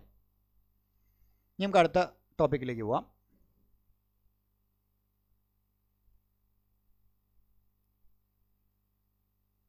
ഇനി നമ്മൾ പഠിക്കാൻ പോകുന്നത് ഭരണഘടനാ നിർമ്മാണ സഭയുടെ ഘടനയാണ്. ഓൾറെഡി ഞാൻ പറഞ്ഞു കഴിഞ്ഞു ഈ ഘടന എന്തിനെ ബേസ് ചെയ്തിട്ടാണ്. ഇനി നമ്മൾ പഠിക്കാൻ പോകുന്ന കാര്യങ്ങളൊക്കെ ക്യാബിനറ്റ് മിഷനിൽ ഓൾറെഡി പറഞ്ഞ കാര്യങ്ങളാണ് കേട്ടോ. ക്യാബിനറ്റ് മിഷൻ പ്ലാൻ വഴിയാണ് ഇനി പറയുന്ന കാര്യങ്ങളൊക്കെ വരുന്നത്. ക്യാബിനറ്റ് മിഷൻ വഴിയാണ് ഈ ഘടനയും ഇതിൻ്റെ വർക്കിങ്ങും, അതായത് നമ്മുടെ ഭരണഘടനാ നിർമ്മാണ സഭ നിലവിൽ വരുന്നത് എങ്ങനെയാണ്? ക്യാബിനറ്റ് മിഷൻ പ്ലാൻ വഴിയാണ്. 1946 ക്യാബിനറ്റ് മിഷൻ പ്ലാൻ വഴിയാണ്. അത് ഉറപ്പായിട്ട് ഒരു സ്റ്റേറ്റ്മെൻ്റ് ആയിട്ട് ചോദ്യം വരും. മനസ്സിലായില്ലേ? അപ്പോൾ ഇനി ഇതിലെ പ്രധാനപ്പെട്ട കാര്യം ഏതാണ്? ആദ്യത്തെ പോയിന്റ് നോക്കിക്കേ. ഓരോ പ്രവിശ്യയും ഓരോ നാട്ടുരാജ്യവും അവരുടെ ജനസംഖ്യയ്ക്ക് ആനുപാതികമായി സീറ്റുകൾ അനുവദിക്കേണ്ടിയിരുന്നു എന്നാണ് പറഞ്ഞത്.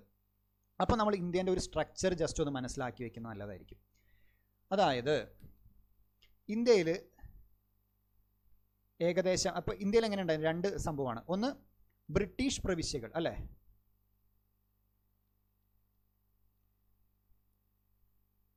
ബ്രിട്ടീഷ് പ്രവിശ്യകളെന്നും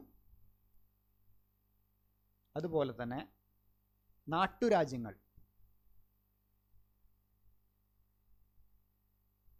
ഇങ്ങനെ 2 കാറ്റഗറിയാണ് അന്ന് ഇന്ത്യയിൽ ഉണ്ടായിരുന്നത്. മനസ്സിലായോ? 2 കാറ്റഗറി ഉണ്ടായിരുന്നു. ഒന്ന് ബ്രിട്ടീഷ് പ്രവിശ്യകൾ, ഒന്ന് നാട്ടുരാജ്യങ്ങൾ. ഈ ബ്രിട്ടീഷ് പ്രവിശ്യകൾ എന്ന് പറഞ്ഞാൽ ബ്രിട്ടീഷുകാർ, അതായത് ബ്രിട്ടീഷ് അഡ്മിനിസ്ട്രേഷൻ നേരിട്ട് ഭരിക്കുന്ന ഒരു സ്ഥലമായിരുന്നു.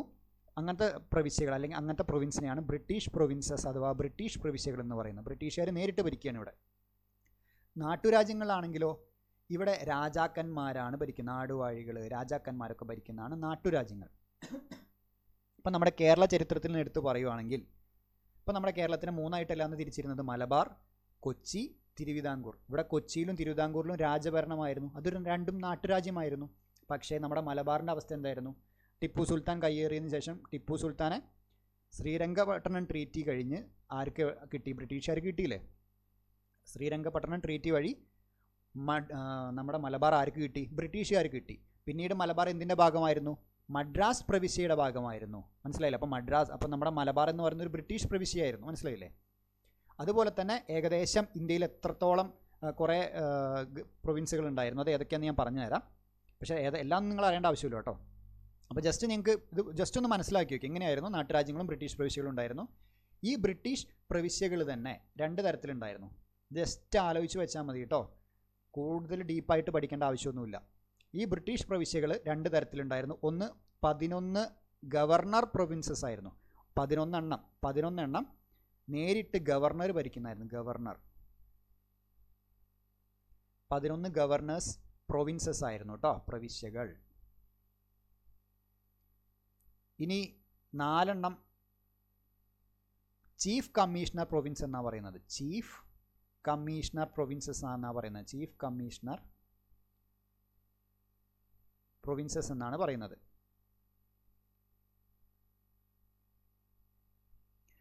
ഓക്കെ, അപ്പോൾ ബ്രിട്ടീഷ് പ്രവിശ്യകൾ എന്ന് പറയുന്നത്, എഴുതുന്നത് അത്ര ക്ലാരിറ്റി ഉണ്ടാവും, എഴുതുന്നത് മനസ്സിലാവുന്നുണ്ടോ? ഹാൻഡ് റൈറ്റിംഗ് അടിപൊളിയായതുകൊണ്ട് ചിലപ്പോൾ മനസ്സിലാവാൻ ബുദ്ധിമുട്ടുണ്ടോ?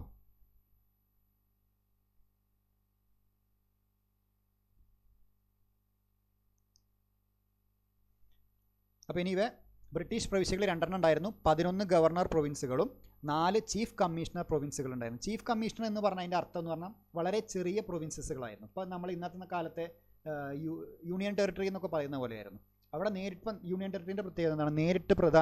നേരിട്ട് പ്രസിഡന്റ് ഭരിക്കുകയല്ലേ.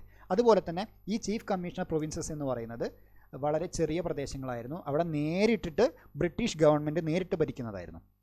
പക്ഷേ ഗവർണർ പ്രൊവിൻസസ് എന്ന് പറയുന്നത് അവിടെ ഡയറക്റ്റ് ബ്രിട്ടീഷ് ഗവൺമെൻറ് അല്ല ഭരിക്കുന്നത്. ഗവർണറിനെ വെച്ചിട്ട് ഒരു ഓട്ടോണമിയൊക്കെ കൊടുത്തിട്ട്, ഒരു സ്വയംഭരണ അധികാരം കൊടുത്തിട്ട് ഗവർണർ ജനറൽ നേരിട്ട് ഭരിച്ചുകൊണ്ടിരുന്നതായിരുന്നു ഏത്, ഈ ഗവർണർ പ്രവിശ്യകൾ എന്ന് പറയുന്നത്.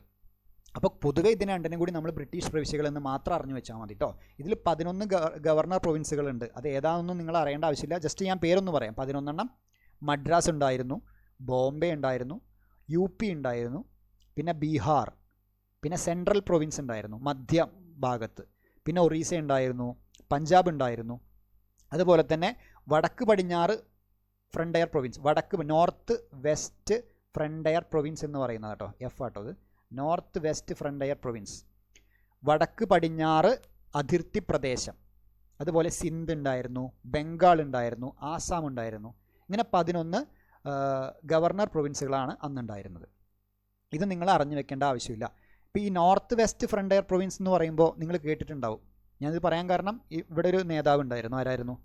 ഖാൻ അബ്ദുൽ ഗാഫർ ഖാൻ, അതിർത്തി ഗാന്ധി, ഫ്രണ്ടയർ ഗാന്ധി എന്നൊക്കെ അറിയപ്പെട്ടിരുന്ന ഖാൻ അബ്ദുൽ ഗാഫർ ഖാനെ കുറിച്ച് നിങ്ങൾ കേട്ടിട്ടുണ്ടാവുമല്ലോ. അദ്ദേഹത്തിൻ്റെ പ്രദേശമാണ് ഈ നോർത്ത് വെസ്റ്റ് ഫ്രണ്ടയർ പ്രൊവിൻസ് എന്ന് പറയുന്നത്. അദ്ദേഹം ഇന്ത്യൻ യൂണിയനിൽ ചേരണമെന്ന് ആഗ്രഹിച്ചിരുന്ന ഒരു വ്യക്തിയായിരുന്നു ഖാൻ അബ്ദുൽ ഗാഫർ ഖാൻ എന്ന് പറയുന്ന അതിർത്തി ഗാന്ധി. ഗാന്ധിയുടെ ഒരു ഫോളോവറായിരുന്നു ഇദ്ദേഹം. പക്ഷെ എന്ത് ചെയ്തു? ഈ ഭാഗം പാകിസ്ഥാനിലേക്കാണ് പോയി ചേർന്നത്, ഇദ്ദേഹത്തിൻ്റെ ആഗ്രഹത്തിന് എതിരായിട്ട്. മനസ്സിലായില്ലേ? അപ്പോൾ ജസ്റ്റ് ഞാൻ ഈ കാര്യം ഒന്ന് പറഞ്ഞു തന്നുള്ളൂ കേട്ടോ. നിങ്ങൾ അറിഞ്ഞു വെക്കേണ്ടത് ഇതാണ്. ഈ 4 എണ്ണം ചീഫ് കമ്മീഷണർ പ്രൊവിൻസ് എന്ന് പറഞ്ഞല്ലോ. ചീഫ് കമ്മീഷണർ പ്രൊവിൻസ് എന്ന് പറയുന്നത് ചെറിയ പ്രദേശങ്ങളായിരിക്കും. ഇവിടെ ബ്രിട്ടീഷ് ഗവൺമെൻറ് നേരിട്ട് ഭരിക്കുന്ന പ്രദേശങ്ങളാണ്. അപ്പോൾ ഇതിൻ്റെ പേരുകളൊന്നും നിങ്ങളൊന്ന് ആലോചിച്ച് വയ്ക്കുന്നത് നല്ലതായിരിക്കും. ഏതൊക്കെയാണ്? ഡൽഹി, അജ്മീർ മെർവാര,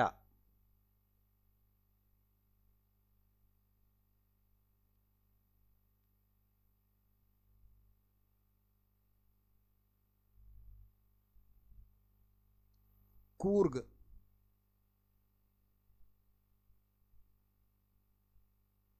ബ്രിട്ടീഷ് ബലൂചിസ്ഥാൻ,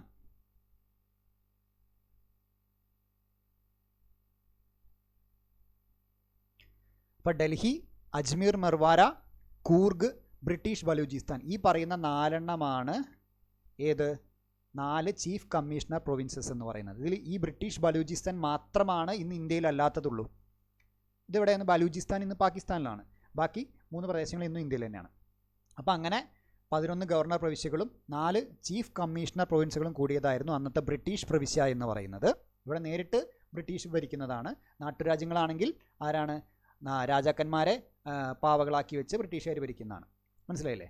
ഇതായിരുന്നു അന്നത്തെ ഒരു കിടപ്പുവശം എന്ന് പറയുന്നത്. അപ്പോൾ അതാണ് ഇവിടെ പറഞ്ഞത്. ഓരോ പ്രവിശ്യയും ഓരോ നാട്ടുരാജ്യവും അവരുടെ ജനസംഖ്യയ്ക്ക് ആനുപാതികമായുള്ള സീറ്റുകളാണ് അനുവദിക്കേണ്ടിരുന്നത്. അപ്പോൾ ഓരോ സ്ഥലത്തും ഇപ്പോൾ ഉദാഹരണം പറയുകയാണ്, ഈ ഒരു നാട്ടുരാജ്യത്തിൻ്റെ ഇപ്പോൾ ഉദാഹരണം ഇപ്പോൾ നമ്മുടെ മദ്രാസ് പ്രവിശ്യ, അവിടെ എത്ര മൊത്തത്തിൽ എത്ര ജനസംഖ്യയുണ്ട് അതിനനുസരിച്ചാണ് അതിനൊരു സീറ്റ് കൊടുക്കുക. ഇപ്പോൾ ഒരു നാട്ടുരാജ്യം എടുക്കുക, തിരുവിതാംകൂർ എടുക്കാം. തിരുവിതാംകൂറിലെ മൊത്തം ജനസംഖ്യ എത്രയാണോ അതിനനുസരിച്ചാണ് അവിടെ ഒരു സീറ്റ് എവിടേക്ക് കൊടുക്കുന്നത്? ഭരണഘടനാ നിർമ്മാണ സഭയിലേക്ക് കൊടുക്കുന്നത്. മനസ്സിലായല്ലോ? ഇതെങ്ങനെയാണ് എഴുതി വച്ചിരിക്കുന്നതെന്ന് വെച്ച് കഴിഞ്ഞാൽ 1:10 ലക്ഷം 10 lakh 1:10 ലക്ഷം എന്ന് പറയുന്ന റേഷ്യോയിലാണ് നിങ്ങൾ സീറ്റുകൾ ഡിവൈഡ് ചെയ്ത് നിർമ്മാണ സഭയിലേക്ക് കൊടുക്കേണ്ടതെന്ന് ആര് പറഞ്ഞിട്ടുണ്ട്? ക്യാബിനറ്റ് മിഷനിൽ പറയുന്നുണ്ട്. അപ്പോൾ 1:10 ലക്ഷത്തിന് അർത്ഥം എന്താണ്? 10 ലക്ഷം ആളുകൾ കൂടുമ്പോൾ അതിന്നൊരു സീറ്റ്, 10 ലക്ഷം ആളുകൾക്ക് ഒരു സീറ്റ്, അടുത്ത 10 ലക്ഷം ആളുകൾക്ക് അടുത്ത സീറ്റ്, ആ രീതിയിലായിരുന്നു പോയിക്കൊണ്ടിരുന്നത്. മനസ്സിലായില്ലേ? ക്ലിയർ ആണോ? ഇതുവരെ പറഞ്ഞത് ക്ലിയർ ആണോ?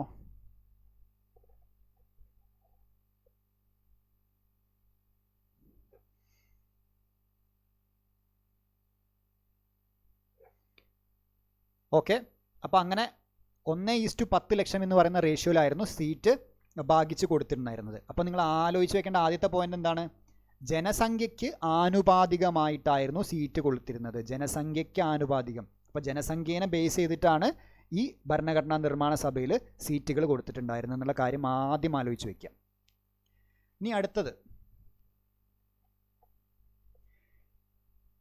ഈ സഭയിലെ അംഗങ്ങളെ, അതായത് ഭരണഘടനാ നിർമ്മാണ സഭയിലെ അംഗങ്ങളെ തിരഞ്ഞെടുക്കുന്നത് എങ്ങനെയായിരുന്നു? പരോക്ഷമായ തിരഞ്ഞെടുപ്പായിരുന്നു. പരോക്ഷമായി എന്ന് പറഞ്ഞാൽ എന്താണ്? ഇൻഡയറക്റ്റ് ഇലക്ഷനാണ്. ഡയറക്റ്റ് ഇലക്ഷൻ എന്ന് പറഞ്ഞാൽ ജനങ്ങൾ നേരിട്ട് സെലക്ട് ചെയ്യുന്നതാണ്. മനസ്സിലായില്ലേ?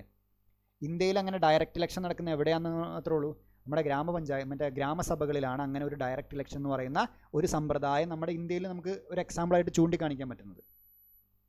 ഏറ്റവും നല്ലൊരു എക്സാമ്പിൾ എന്ന് പറയുന്നത് ഗ്രാമസഭയാണ് കേട്ടോ, ഡയറക്റ്റ് ഇലക്ഷൻ്റെ. അപ്പോൾ പരോക്ഷമായ ഒരു തെരഞ്ഞെടുപ്പാണ് ഇവിടെ നടന്നിരുന്നത്. ഇൻഡയറക്റ്റ് ഇലക്ഷനാണ് ഇവിടെ നടന്നിരുന്നത്, നമ്മുടെ നിർമ്മാണ സഭയിൽ നടന്നിട്ടുണ്ടായിരുന്നത്. ഇതിലെ അംഗങ്ങൾ ആരാ തിരഞ്ഞെടുത്തിരുന്നത്? പ്രവിശ്യ അസംബ്ലികളിലെ അംഗങ്ങളാണ്. മനസ്സിലായോ? അപ്പോൾ ഈ പ്രവിശ്യ അസംബ്ലികൾ എന്ന് പറയുന്നത് എന്താണെന്ന് നിങ്ങൾക്കറിയോ? പ്രവിശ്യ അസംബ്ലികൾ, ഞാനൊരു ചോദ്യം ചോദിക്കാം. പ്രവിശ്യ അസംബ്ലികൾ ഇന്ത്യയിൽ നിലവിൽ വരുന്നത് ഏത് ആക്ട് പ്രകാരമാണ്? ആർക്കറിയാം? പ്രവിശ്യ നിയമസഭകൾ, പ്രൊവിൻഷ്യൽ ലെജിസ്ലേച്ചർ എന്ന് പറയും, ഇംഗ്ലീഷിൽ പ്രൊവിൻഷ്യൽ ലെജിസ്ലേച്ചർ. ഇത് ഇന്ത്യയിലെ ഏത് നിയമപ്രകാരമാണ് നിലവിൽ വരുന്നത്? ആർക്കറിയാം? വേഗം പറഞ്ഞേ.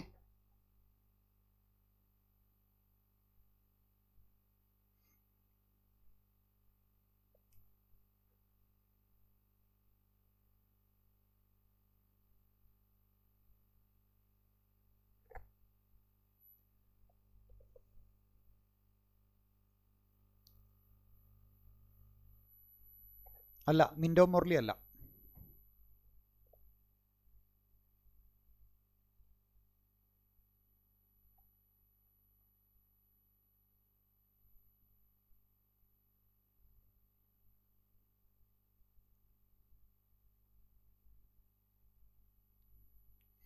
അപ്പോൾ ഞാൻ ഇവിടെ പറയാം കേട്ടോ. നമ്മൾ ഗവൺമെൻറ് ഓഫ് ഇന്ത്യ ആക്ട് കേട്ടില്ലേ? Government of India act 1935, 1935 India government നിയമം എന്ന് പറയുന്ന നിയമം വഴിയാണ് പ്രവിശ്യ അസംബ്ലികൾ നിലവിൽ വരുന്നത്. പക്ഷേ ഇത് നിലവിൽ വന്നിട്ടുണ്ടെങ്കിലും നമ്മൾ ഓൾറെഡി പറഞ്ഞു എന്ത്? നമ്മുടെ നിർമ്മാണ സഭയിലെ അംഗങ്ങളെ തിരഞ്ഞെടുക്കുന്നത് ആരാണ്? ഈ 1935 ഗവൺമെൻറ് ഓഫ് ഇന്ത്യ ആക്ട് വഴി വന്ന പ്രവിശ്യ അസംബ്ലികളിലെ അംഗങ്ങളാണെന്ന് പറഞ്ഞു. മനസ്സിലായില്ല? അവർ പരോക്ഷമായിട്ടാണ് തിരഞ്ഞെടുക്കുന്നത്. അപ്പോൾ ഈ പ്രവിശ്യ അസംബ്ലികളിലെ അംഗങ്ങളെ എങ്ങനെയായിട്ടും തിരഞ്ഞെടുത്തിട്ടുണ്ടാവുക? ഈ പ്രവിശ്യ അസംബ്ലികളിലെ അംഗങ്ങൾ തന്നെ പരിമിതമായ വോട്ടവകാശത്തിൽ തിരഞ്ഞെടുക്കപ്പെട്ടവരായിരുന്നു. അതെന്താ പരിമിതമായ വോട്ടവകാശം എന്ന് പറയുന്നത്? അതായത് ഇപ്പോൾ ഓരോരുത്തർ അടയ്ക്കുന്ന ടാക്സ് എത്രയാണോ അതനുസരിച്ച്, ഓരോരുത്തരുടെ പ്രോപ്പർട്ടി സ്വത്ത് വകകൾ അനുസരിച്ച്, അല്ലെങ്കിൽ ഓരോരുത്തരുടെ വിദ്യാഭ്യാസം അനുസരിച്ച്, ഇതൊക്കെ ബേസ് ചെയ്തിട്ടായിരുന്നു ഓരോരുത്തർക്കും വോട്ട് ചെയ്യാനുള്ള അവകാശം നൽകിയിരുന്നത്. അപ്പോൾ അതുകൊണ്ടാണ് പരിമിതമായ വോട്ടവകാശം. ഇപ്പോൾ എല്ലാവർക്കും വോട്ടവകാശമില്ല. ടാക്സ്, പ്രോപ്പർട്ടി, എഡ്യൂക്കേഷൻ ഇതൊക്കെ നോക്കിക്കൊണ്ടായിരുന്നു ഈ പരിമിതമായ വോട്ടവകാശം നൽകിയിരുന്നത്. അങ്ങനെ പരിമിതമായ വോട്ടവകാശത്തിൽ വോട്ട് ചെയ്ത് വന്ന ആൾക്കാരാണ് ആര്? പ്രവിശ്യ അസംബ്ലികളിലെ ആൾക്കാർ. ഈ പ്രവിശ്യ അസംബ്ലികളിലെ ആൾക്കാരായിരുന്നു നമ്മുടെ ഭരണഘടന നിർമ്മാണ സഭയിലെ ആൾക്കാരെ തിരഞ്ഞെടുത്തിരുന്നത്. മനസ്സിലായില്ലേ? അതും എങ്ങനെയാണ്? പരോക്ഷമായ തിരഞ്ഞെടുപ്പായിരുന്നു. പരോക്ഷമായ തിരഞ്ഞെടുപ്പ് ഞാൻ അടിയിൽ വരച്ച് പറയുന്നത് എന്തുകൊണ്ടാണ്? വേണമെങ്കിൽ പരീക്ഷയ്ക്ക് ചോദിക്കാം. മനസ്സിലായല്ലോ? ഇനി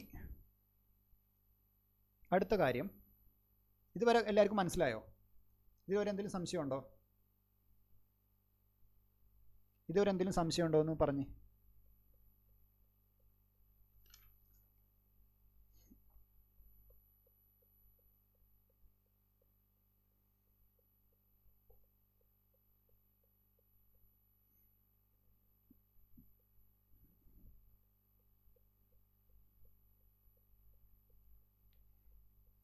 അപ്പോൾ ഇതുവരെ രണ്ട് കാര്യങ്ങളാണ് ഞാൻ പ്രധാനമായിട്ട് പറഞ്ഞത്. ഒന്ന്, ജനസംഖ്യയ്ക്ക് ആനുപാതികമായിട്ടായിരുന്നു ഇവരെ തെരഞ്ഞെടുപ്പ്. അതുപോലെ തന്നെ പരോക്ഷമായ തെരഞ്ഞെടുപ്പായിരുന്നു. പരോക്ഷമായിട്ട് ആരാ തിരഞ്ഞെടുക്കുന്നത്? പ്രവിശ്യ നിയമസഭകളിലെ അംഗങ്ങളായിരുന്നു തിരഞ്ഞെടുത്തുകൊണ്ടിരുന്നത്. അപ്പോൾ നിങ്ങൾക്ക് പ്രവിശ്യ നിയമസഭകളിലെ അംഗങ്ങളെ എങ്ങനെയാണ് വന്നതെന്ന് മനസ്സിലായല്ലോ? അത് നിങ്ങളുടെ മോഡേൺ ഇന്ത്യയിലാണ് പഠിക്കുന്നത്. Government of India act 1935, 1935 government of India നിയമം വഴിയാണ്. അപ്പോൾ ഇത്തരം കാര്യങ്ങളൊക്കെ ആണല്ലോ. അപ്പോൾ ഇനി നമുക്ക് അടുത്ത ഭാഗത്തേക്ക് പോവാം. ഇത് കണ്ടോ, ഇതാണ് നമ്മുടെ ഭരണഘടനാ നിർമ്മാണ സഭയിലെ ഒരു ചിത്രമാണിത്. ഈ ചിത്രം എന്താണെന്ന് ഞാൻ അടുത്ത സാധനം പറയുന്നതായിരിക്കും. ചിത്രം കണ്ടില്ലേ? ജവഹർലാൽ നെഹ്റു ഇന്ന് പ്രസംഗിക്കുകയാണ്, ബാക്കി മെമ്പേഴ്സൊക്കെ ഇരിക്കുന്ന ഒരു ചിത്രം. ഇനി നമ്മൾ മൊത്തം അംഗബലമാണ് പറയേണ്ടത്. ഓൾറെഡി ഞാൻ പറഞ്ഞു കഴിഞ്ഞു. എന്ത്? ക്യാബിനറ്റ് മിഷനിൽ പറയുന്നുണ്ട് ജനസംഖ്യയുടെ അടിസ്ഥാനത്തിലാണ്. എങ്ങനെയാണ് ജനസംഖ്യയുടെ അടിസ്ഥാനത്തിൽ എന്ന് പറയുമ്പോൾ 1:10 ലക്ഷം എന്ന് പറയുന്ന റേഷ്യോയിലാണ് ആൾക്കാരെ തിരഞ്ഞെടുക്കുന്നത്. അതായത് 10 ലക്ഷം ജനസംഖ്യ വരുമ്പോൾ അതിൽ നിന്ന് ഒരു സീറ്റ്, അടുത്ത 10 ലക്ഷത്തിൽ നിന്ന് അടുത്ത സീറ്റ്, ആ രീതിയിലായിരുന്നു പോയിക്കൊണ്ടിരിക്കുന്നത്. അപ്പം ആ ഒരു റേഷ്യോ ഒക്കെ കണക്കാക്കിയിട്ട് വന്ന ടോട്ടൽ മെമ്പേഴ്സാണ് ഇത് കേട്ടോ. ഇത് ഈ 389 കിട്ടുന്ന എവിടെ നിന്നാണ്? 1:10 ലക്ഷം എന്ന് പറയുന്ന കണക്ക് പ്രകാരം കാൽക്കുലേറ്റ് ചെയ്ത് വന്നതിന് ശേഷം കിട്ടുന്ന അംഗസംഖ്യയാണ് 389 എന്ന് പറയുന്നത്. അപ്പോൾ എല്ലാവരും കാണാതെ പഠിച്ചോ. ഇത് ക്വസ്റ്റ്യൻ വന്നിട്ടുണ്ട് കേട്ടോ. എനിക്ക് തോന്നുന്നത് കഴിഞ്ഞ ഡിഗ്രി മെയിൻസ് ആണ്. ഏതോ കമ്പനി ബോർഡാണോ ഇതാണോ എന്ന് എനിക്ക് ഓർമ്മയില്ല, SI ആണോ എന്ന് എനിക്ക് ഓർമ്മയില്ല. ഏതോ ഒരു പരീക്ഷയ്ക്ക് വന്നിട്ടുണ്ട്. ഈ അംഗങ്ങളുടെ കറക്റ്റ് 389 അല്ല, 296 എന്തോ ആണ് വന്നിട്ടുള്ളത്. എന്തായാലും ഈ ഭാഗത്തു നിന്നൊരു ക്വസ്റ്റ്യൻ വന്നിട്ടുണ്ട്. അപ്പോൾ നമ്മുടെ ഭരണഘടനാ നിർമ്മാണ സഭയിലെ മൊത്തം അംഗസംഖ്യ എന്ന് പറയുന്നത് 389 ആയിരുന്നു. 389 ആയിരുന്നു. ഇതിൽ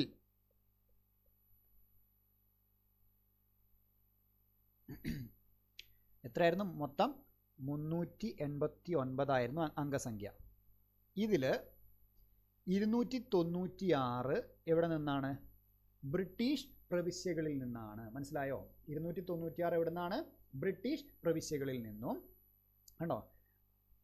ബ്രിട്ടീഷ് പ്രവിശ്യകളിൽ നിന്നാണ്, ബ്രിട്ടീഷ് ഇന്ത്യയിൽ നിന്നാണ് 296. അടുത്ത നാട്ടുരാജ്യങ്ങളിൽ നിന്നാണ് 93. മനസ്സിലായോ? നാട്ടുരാജ്യങ്ങളിൽ നിന്ന് 93. ഞാൻ നേരത്തെ നിങ്ങളോട് പറഞ്ഞു ഇന്ത്യ എങ്ങനെയായിട്ട് കടന്നിരുന്നു? കുറേ നാട്ടുരാജ്യങ്ങളും കുറേ ബ്രിട്ടീഷ് ഇന്ത്യൻ പ്രൊവിൻസസും ബ്രിട്ടീഷ് പ്രവിശ്യകളുമായിട്ടാണ് കടന്നിരുന്നത്. ആ പറയുന്ന ബ്രിട്ടീഷ് പ്രവിശ്യകളിൽ നിന്നാണ് ഈ 296 വന്നത്. ഈ 93 സീറ്റ് എവിടേക്കാണ്? നാട്ടുരാജ്യങ്ങളിലേക്കാണ്. പിന്നെ ഞാൻ പറഞ്ഞു എന്ത്? നമ്മുടെ ബ്രിട്ടീഷ് പ്രൊവിൻസ് എന്ന് പറയുന്നത്, ബ്രിട്ടീഷ് പ്രവിശ്യ എന്ന് പറയുന്നത് രണ്ട് രീതിയിൽ കടന്നിരുന്നു. 11 ഗവർണർ പ്രവിശ്യകളും 4 ചീഫ് കമ്മീഷണർ പ്രവിശ്യകളും. ഞാൻ അതെന്തിനാ പറഞ്ഞെന്ന് ഇപ്പോൾ മനസ്സിലായല്ലോ. ഇവിടുത്തെ ഈ കാര്യം പറയാൻ വേണ്ടിയിട്ടാണ് ഞാൻ ആദ്യം അവിടെ 11 ഗവർണർ പ്രവിശ്യകളും 4 ചീഫ് കമ്മീഷണർ പ്രവിശ്യകളുമായിട്ടായിരുന്നു നമ്മുടെ ബ്രിട്ടീഷ് ഇന്ത്യ പ്രൊവിൻസ് അല്ലെങ്കിൽ ബ്രിട്ടീഷ് പ്രവിശ്യകൾ കടന്നിരുന്നത്. മനസ്സിലായല്ലോ? അപ്പോൾ ടോട്ടൽ 296 ആണ്. ഇതിൽ 292 പ്ലസ് 4 എന്ന രീതിയിലായിരുന്നു ഇത് ഡിവൈഡ് ചെയ്തത് കേട്ടോ. ഈ 296 എങ്ങനെയാണ് ഡിവൈഡ് ചെയ്തത്? 292 പ്ലസ് 4 ആണ്. 292 എന്ന് പറയുന്നത് ഞാൻ നേരത്തെ പറഞ്ഞില്ലേ 11 ഗവർണർ പ്രവിശ്യകൾ ഉണ്ടായിരുന്നു എന്ന്. ഓർക്കുന്നില്ല അത്? മൊത്തം എവിടെ ഉണ്ട്? മൊത്തം 11 ഗവർണർ പ്രവിശ്യകൾ ഉണ്ടായിരുന്നു. ഇവർക്കാണ് എന്ത് കൊടുക്കുന്നത്? 292 സീറ്റ്. പിന്നെ എത്ര ചീഫ് കമ്മീഷണർ പ്രൊവിൻസസ് ഉണ്ട്? 4. ഡൽഹി, അജ്മീർ, മെർവാര, കൂർഗ്, ബ്രിട്ടീഷ് ബലൂചിസ്ഥാൻ. ഇതിൽ ഓരോന്നിനും ഓരോ സീറ്റ് എന്ന നിലയിലായിരുന്നു, ഓരോന്നിനും ഓരോ സീറ്റ്. അപ്പോൾ എത്രയായി ടോട്ടൽ? 1 2 3 4. മനസ്സിലായില്ല? അങ്ങനെയാണ് ഈ 4 സീറ്റ് വരുന്നത്. അപ്പോൾ 292 ഇവിടെ ഒരു 4 സീറ്റും, അങ്ങനെ ടോട്ടൽ എത്രയായി? 296 ആയി. അപ്പോൾ ഇവിടെ എത്രയായി? 296 ആയി. ബാക്കി എത്രയാണ്? 93 ഇവിടെ നാട്ടുരാജ്യങ്ങൾക്കും. അപ്പോൾ ആ ഒരു കണക്കൊന്നും കാണാതെ എല്ലാവരും പഠിച്ചു വയ്ക്കുക. കാണാതെ പഠിക്കേണ്ട ആവശ്യമില്ല, ഇതൊന്നും ജസ്റ്റ് കേട്ടാൽ മതി, നിങ്ങൾക്ക് ഓക്കെ ആയിരിക്കും. അപ്പോൾ മനസ്സിലായില്ലേ? അപ്പോൾ 292 + 4 ഓക്കെ, മനസ്സിലായില്ലേ? അപ്പോൾ അതാണ് ഇവിടെ ഞാൻ എഴുതി വെച്ചിട്ടുള്ളത് കേട്ടോ. ഇപ്പോൾ ഞാൻ ഈ നീല കളറിൽ കൊടുത്തത് നിങ്ങളിപ്പോൾ നോക്കണ്ട, ബാക്കി മാത്രം വായിച്ചാൽ മതി. അപ്പോൾ മൊത്തം അംഗബലം എത്രയാണ്? 389 ആണ്. അതിൽ 296 ബ്രിട്ടീഷ് ഇന്ത്യക്കാർക്കും 93 നാട്ടുരാജ്യങ്ങൾക്കുമാണ്.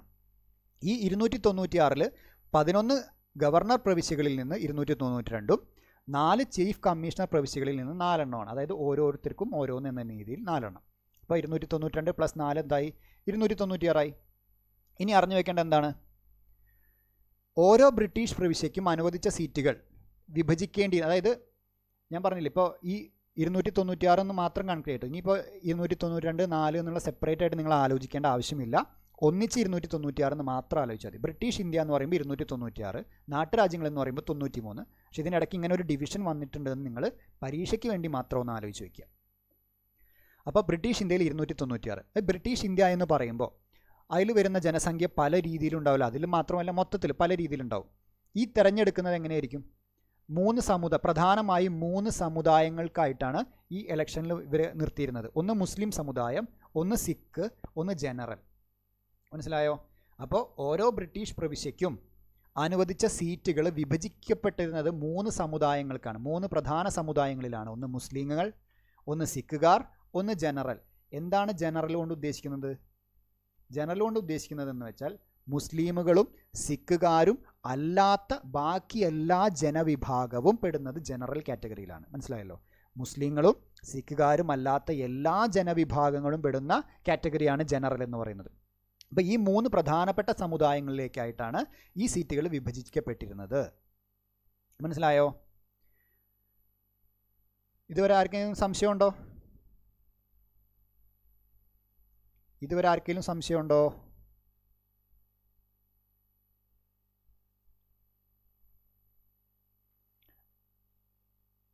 എല്ലാം ക്ലിയർ ആണോ ഇതുവരെ?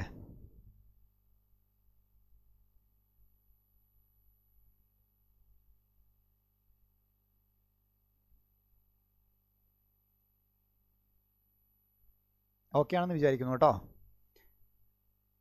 അപ്പോൾ ഓരോ സമുദായത്തിൻ്റെയും കാര്യം ഞാൻ പറഞ്ഞു. ഇനി ഒരു എക്സാമ്പിൾ പറയാം.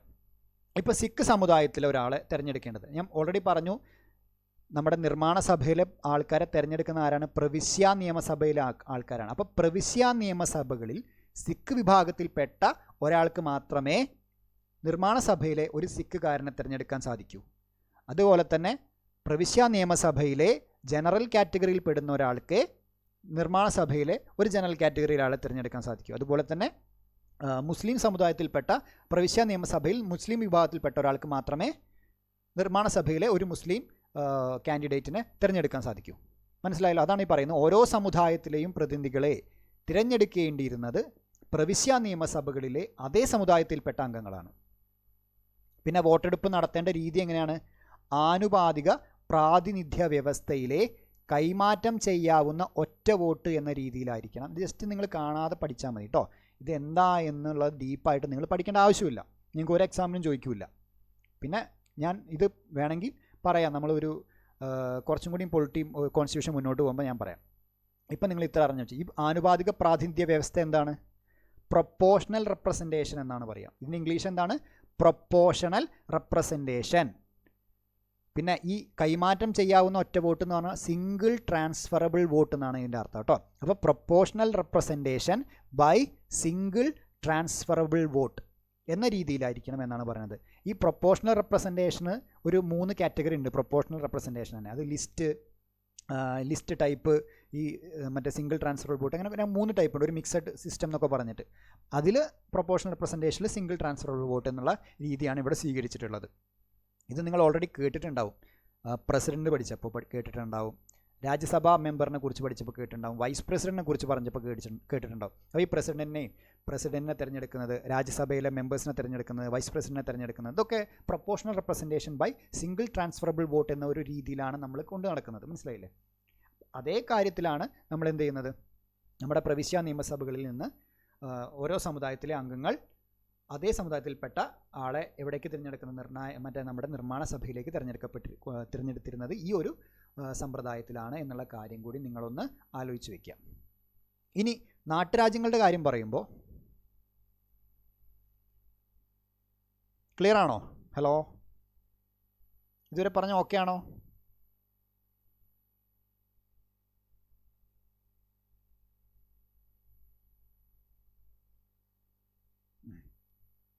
ഓക്കെ. അപ്പോൾ നമ്മുടെ അടുത്ത പോയിന്റ് എന്ന് പറയുന്നത്, നമ്മൾ ഇത്രയും നേരം പറഞ്ഞ ബ്രിട്ടീഷ് ഇന്ത്യനെ കുറിച്ചായിരുന്നു. അടുത്തത് നാട്ടുരാജ്യങ്ങളെ കുറിച്ചാണ്. നാട്ടുരാജ്യങ്ങൾ എത്ര സീറ്റ് ഉണ്ട് ഞാൻ ഓൾറെഡി പറഞ്ഞു കഴിഞ്ഞു. 93 സീറ്റാണ് നാട്ടുരാജ്യങ്ങൾ കൊടുത്തിരുന്നത്. പക്ഷേ നാട്ടുരാജ്യങ്ങളിൽ എന്തായിരുന്നില്ല? എലക്ഷൻ ആയിരുന്നില്ല, അവിടെ തിരഞ്ഞെടുപ്പില്ലായിരുന്നു. അവിടെ നാട്ടുരാജ്യങ്ങളുടെ തലവന്മാരായ രാജാക്കന്മാരോ നാടുവാഴികളോ ഒക്കെ അവരുടെ പ്രതിനിധികളെ നാമനിർദ്ദേശം ചെയ്യുകയായിരുന്നു. അതായത് കൺസൾട്ടേഷനാണ് അവിടെ നടക്കുന്നത്. അവിടെ എലക്ഷൻ അല്ല, കൺസൾട്ടേഷൻ, നാമനിർദ്ദേശം ചെയ്യുകയായിരുന്നു.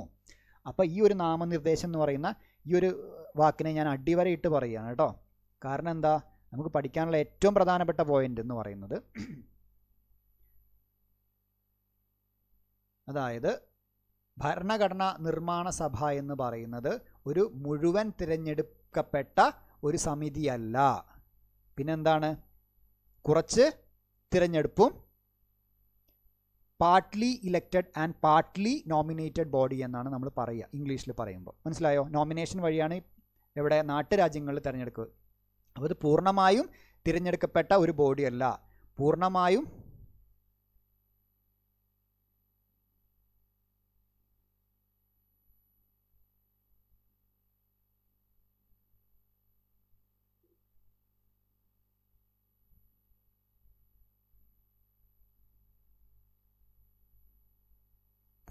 തിരഞ്ഞെടുപ്പ് വഴി വന്ന സഭയല്ല ഇത്.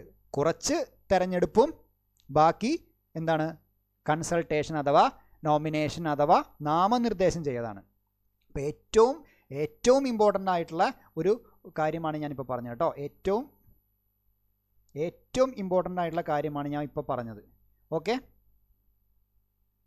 അപ്പോൾ അതൊന്നും എല്ലാവരും ഒന്ന് ആലോചിച്ച് വയ്ക്കുക.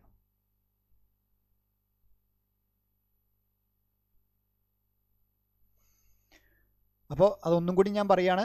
3 കാര്യങ്ങളാണ് ഏറ്റവും പ്രധാനപ്പെട്ട ഞാൻ പറഞ്ഞിട്ടുള്ളത്. ഒന്ന്, പൂർണ്ണമായും എന്നല്ല, അതായത് പോപ്പുലേഷൻ, ജനസംഖ്യ അടിസ്ഥാനത്തിലാണ് ഇവിടെ തെരഞ്ഞെടുപ്പ് നടത്തൽ. ജനസംഖ്യയുടെ അടിസ്ഥാനത്തിലാണ് സീറ്റുകൾ വിഭജിച്ച് നൽകിയിട്ടുള്ളത്. പരോക്ഷമായ തെരഞ്ഞെടുപ്പായിരുന്നു. അതുപോലെ തന്നെ എന്താണ്, പൂർണ്ണമായും തിരഞ്ഞെടുക്കപ്പെട്ട ഒരു ബോഡിയല്ല. പിന്നെന്താണ്, partly nominated and partly elected ബോഡിയാണ്. കുറച്ച് തെരഞ്ഞെടുപ്പ് വഴിയും ബാക്കി നാമനിർദ്ദേശം ചെയ്യുക വഴിയുമാണ് ഈ ഒരു ഭരണഘടനാ നിർമ്മാണ സഭ നിലവിൽ വന്നിട്ടുള്ളത് എന്നുള്ള കാര്യം കൂടി നിങ്ങൾ ഓർത്ത് വയ്ക്കുക.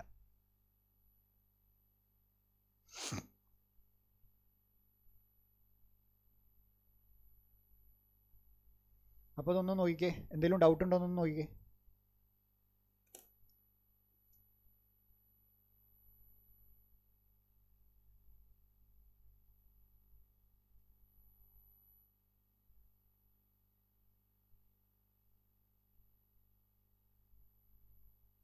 എന്തെങ്കിലും ഡൗട്ട് ഉണ്ട് ചോദിക്കൂ കേട്ടോ.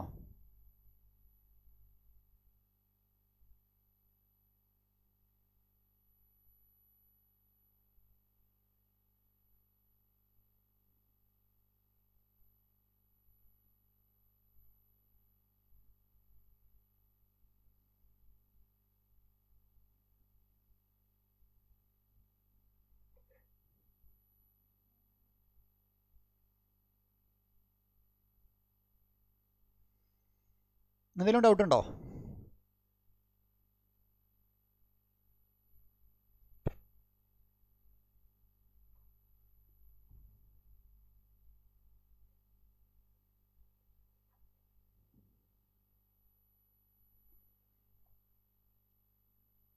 Hello,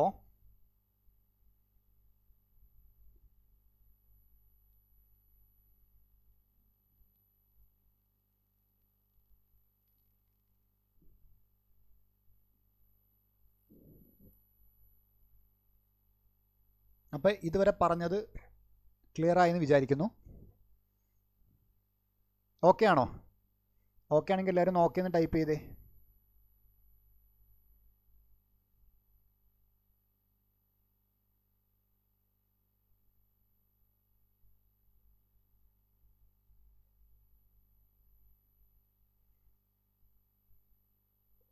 okay. അപ്പോൾ ഈ പോർഷൻസ് നന്നായിട്ട് എല്ലാവരും ഒന്ന് വായിച്ചു നോക്കുക. ഒരൊറ്റ പ്രാവശ്യം വായിക്കുമ്പോൾ തന്നെ ഇത് മനസ്സിലങ്ങ് പതിഞ്ഞോളും. മനസ്സിലായില്ലേ ഇപ്പോൾ എല്ലാവർക്കും? അപ്പം നമുക്ക് ഇന്നത്തെ ക്ലാസ് ഇവിടെ വൈൻഡപ്പ് ചെയ്യാം. ബാക്കി നമുക്ക് നാളെ നോക്കാം കേട്ടോ. അപ്പോൾ ആദ്യം ഞാൻ ഇന്നെ ഇൻട്രൊഡ്യൂസ് ചെയ്തപ്പോൾ നിങ്ങൾ കേട്ടിട്ടുണ്ടാവില്ല. എൻ്റെ പേര് ഗോകുൽ എന്നാണ്. എൻ്റെ വീട് മഞ്ചേരിയാണ്, മലപ്പുറം ജില്ലയിലാണ്. ഞാൻ ഓൾറെഡി രണ്ട് ഡിപ്പാർട്ട്മെൻറ്റിൽ വർക്ക് ചെയ്തതാണ്. ഞാൻ ഒരു 3 വർഷമായി സർവീസ് കയറിയിട്ട്. അപ്പോൾ കഴിഞ്ഞ LD-യിൽ എനിക്ക് 153 റാങ്ക് ഉണ്ടായിരുന്നു. ഞാൻ ഓൾറെഡി എന്നിട്ട് ഡിപ്പാർട്ട്മെൻറ്റിലൊക്കെ ഞാൻ മാറിപ്പോയതായിരുന്നു. അപ്പോൾ എൻ്റെ അനുഭവം വെച്ചിട്ടാണ് ഞാൻ നിങ്ങളോട് പറയുന്നത് കേട്ടോ. പഠിക്കുന്ന രീതി ഇങ്ങനെ പഠിക്കണമെന്ന്. ഒരു ടോപ്പിക് എടുത്തു കഴിഞ്ഞാൽ അതിനെ ചുറ്റുവട്ടത്തുള്ള കാര്യങ്ങളൊക്കെ പഠിച്ചിട്ട് പോയി കഴിഞ്ഞാൽ നിങ്ങൾക്ക് അതിൻ്റെ ഒരു ബേസ് ഉണ്ടാവും. ഇന്നത്തെ കാലത്ത് കുറച്ച് ഫാക്ട്സ്, പണ്ടത്തെ പോലെ കുറച്ച് ഫാക്ട്സ് മാത്രം കാണാതെ പഠിച്ചുകൊണ്ട് പോയിട്ട് കാര്യമില്ല. കാരണം ഒരു സ്റ്റേറ്റ്മെൻറ്റ് ക്വസ്റ്റ്യൻ വരുന്ന സമയത്ത് നിങ്ങൾക്കൊരു സാധനം എലിമിനേറ്റ് ചെയ്യണം വെച്ചാൽ ഉത്തരം അറിയില്ലെങ്കിൽ പോലും നിങ്ങൾ പഠിച്ച അറിവ് വെച്ച് നിങ്ങൾക്ക് 1-2 സ്റ്റേറ്റ്മെൻറ്റെങ്കിലൊക്കെ എലിമിനേറ്റ് ചെയ്യാൻ സാധിക്കും. അങ്ങനെ നിങ്ങൾക്ക് ഉത്തരത്തിലേക്ക് എത്താൻ പറ്റും. അതൊക്കെ ക്വസ്റ്റ്യൻസും പുതിയ പാറ്റേണൊക്കെ ഞാൻ വരുന്ന ക്ലാസ്സിൽ നമുക്ക് ഡിസ്കസ് ചെയ്യാം. അപ്പോൾ ആരും ടെൻഷൻ അടിക്കേണ്ട ആവശ്യമില്ല. നിങ്ങളൊന്ന് ആഞ്ഞു പിടിച്ചാൽ മതി, ഉറപ്പായിട്ടും പ്രാവശ്യം റാങ്കിങ് പോരും. ആർക്കെന്തെങ്കിലും പറയാനുണ്ടോ?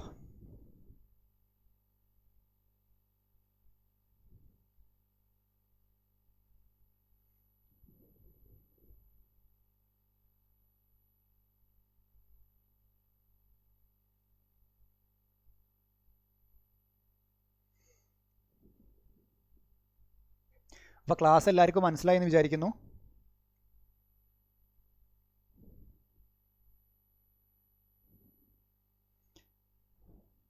അപ്പോൾ ബാക്കി നമുക്ക് അടുത്ത ക്ലാസ്സിൽ കാണാം കേട്ടോ.